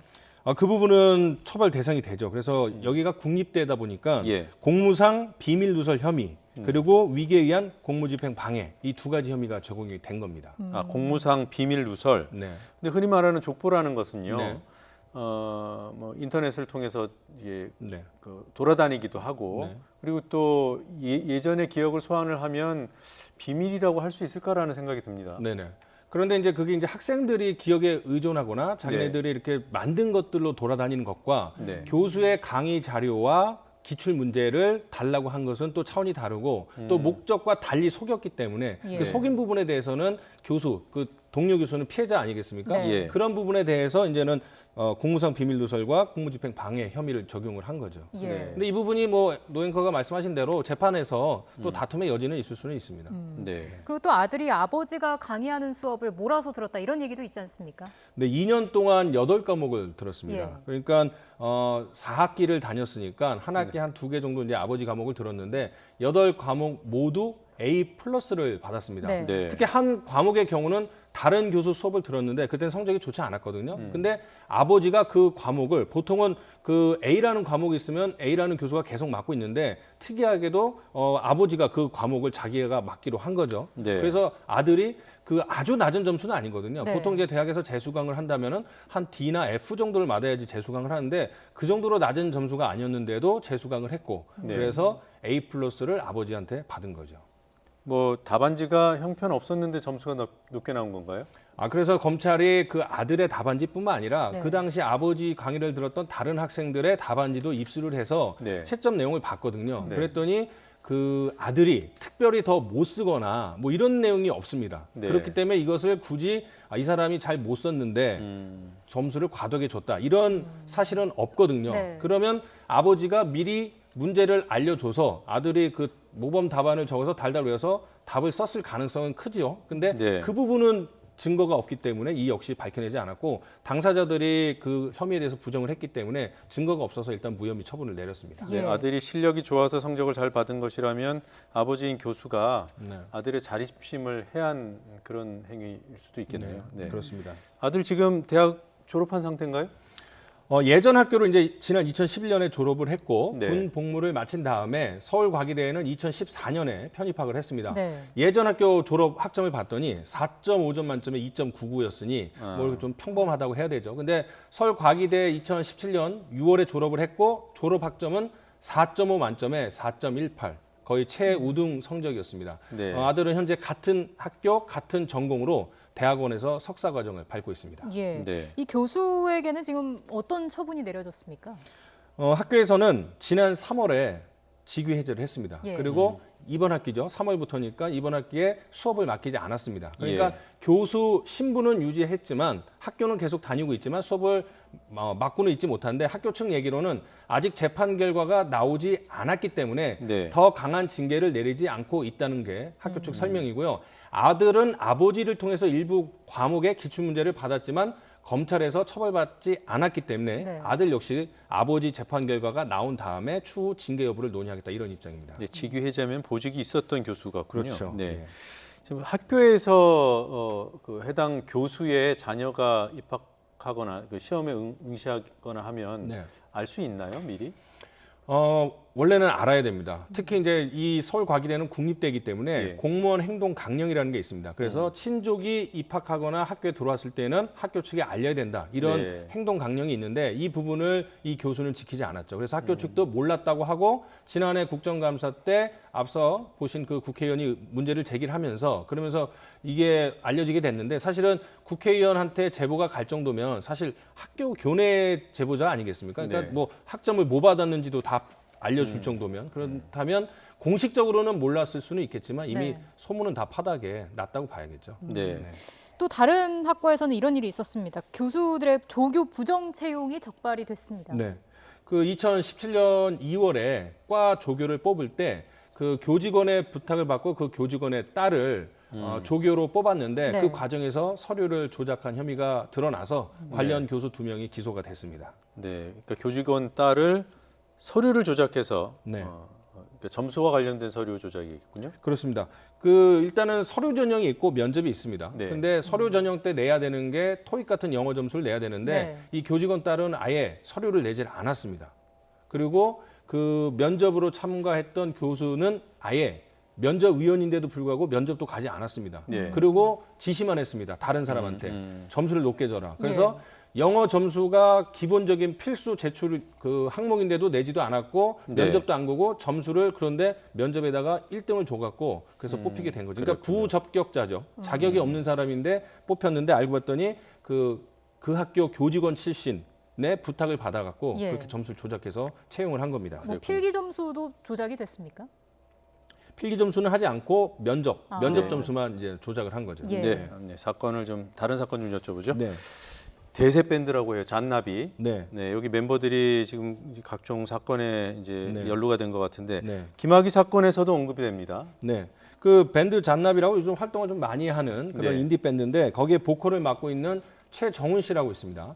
근데 이 김학의 전 차관에게 뇌물을 건넨 사업가가 드러났는데 그 사람이 바로 이 최정훈 씨의 아버지라는 사실이 최근에 알려졌죠. 예. 그리고 최 씨가 이 아버지 회사 경영에도 참여했다 이런 의혹도 나왔는데 검찰은 최정훈 씨는 수사 대상이 아니라고 못을 박았고 연예인이라는 사실도 관련 기사가 나오면서 알게 됐다 이렇게 얘기를 하고 있습니다. 예. 김 전 차관이랑 최 씨의 아버지가 어떤 관계인 건가요? 그러니까 두 사람은 일단 친구 관계로는 알려졌는데 아직까지 구체적으로 언제 두 사람이 알게 됐고 어떻게 알게 됐는지 이 부분은 알려진 건 없습니다. 네. 다만 아버지 최 씨는 지난 2007년부터 2011년까지 김학의 전 차관에게 휴대전화 요금을 내주고요. 그다음에 네. 법인카드도 줘서 총 금액이 한 3천만 원 정도 된다고 합니다. 그리고 네. 다른 사건으로 이 최 씨는 사기 횡령 혐의로 경찰 수사를 지금 받고 있는 그런 상황입니다. 예. 그리고 그 어제 MBC가 보도한 내용이죠. 네네. YG의 양현석 대표도 성접대를 했다 이런 의혹이 불거졌습니다. 네, 맞습니다. 그러니까 어제 보도가 됐는데 2014년 7월에 네. YG가 동남아시아 재력가 2명을 상대로 성접대를 했다 이런 의혹이고요. 그 네. 근거는 당시 현장을 목격한 목격자가 있습니다. 그래서 목격자에 따르면 YG 사람들과 재력가 해서 한 8명에서 10명 정도가 식당에 모였는데 네. 그 식당에 한 25명 정도의 여성들이 같이 있었다. 그 네. 25명 중에 한 절반은 소위 말해서 유흥업소 여종업원들이고 네. 그 사람을 섭외한 거는 YG와 잘 알고 있는 이른바 유흥업소 마담이라고 불리는 사람이 섭외를 네. 했다. 그리고 나머지 일반인 중에는 최근에 마약으로 논란을 빚은 무리를 일으킨 그 남양유업 창업주의 손녀죠. 황하나 씨도 있었다. 네. 뭐 그런 내용들입니다. 일단 양현석 씨는 어떠한 형식의 접대도 없었다. 이렇게 얘기를 하고 있는 거죠. 그렇죠. 참석은 했고 예. 식당에서 밥을 함께 한 다음에 그 다음에 이제는 그 YG가 운영한 것으로 알려진 MB라는 강남 클럽으로 이동을 했거든요. 네. 그러니까 식사 자리에도 있었고 클럽에도 같이 간 거는 인정을 했습니다. 네. 하지만 자기는 그 모임을 주도한 사람도 아니고 어쩔 수 없이 갔다. 그러니까 당연히 성접대도 없었다. 이런 네. 입장입니다. 그 버닝썬 사건 수사할 때 그 이른바 이제 승리 씨의 그 성접대 의혹과 관련해서 YG의 법인 카드가 사용된 것 때문에 네네. 이게 이제 YG 본사도 관련이 된 거 아니냐라는 의혹이 있었어요. 근데 그 네네. 부분은 이제 밝혀내지 못하고 수사가 끝났단 말이에요. 네네. 근데 이렇게 되면 네. 다시 버닝썬 수사 부실 수사 논란이 일어나는 거 아닙니까? 아마 그런 내용이 이제 충분히 의혹이 제기될 수 있는 게 지금 뭐 말씀하신 대로 그 YG 법인카드가 성접대에 이용이 됐다라는 혐의를 구체적으로 파악을 하지 않았습니까? 예. 그런데 그 부분에 대해서 실체를 정확히 드러내지 못했는데 이번에 또 YG 양현석 대표까지 연루된 그런 사건이 벌어졌기 때문에 네. 이 부분에 대해서는 충분히 논란이 있고 부실 수사 의혹이 제기될 수 있는 충분한 상황이죠. 근데 이제 경찰은 원론적으로 언론 보도만으로는 수사에 착수할 수 없다라고 얘기를 했는데 제가 이렇게 상황을 보면 흐름을 보면 앞으로 이 YG 특히 양현석 대표와 관련된 그런 사건이나 의혹에 대해서 네. 많은 언론들이 아마 취재를 시작할 거고 그러면 네. 버닝썬 사건도 처음에는 폭행 사건에서 일파만파 번지지 않았습니까? 네. 이번 사건도 그렇게 확산될 가능성이 좀 커 보입니다. 네. 만약에 경찰 수사가 진행된다면 네.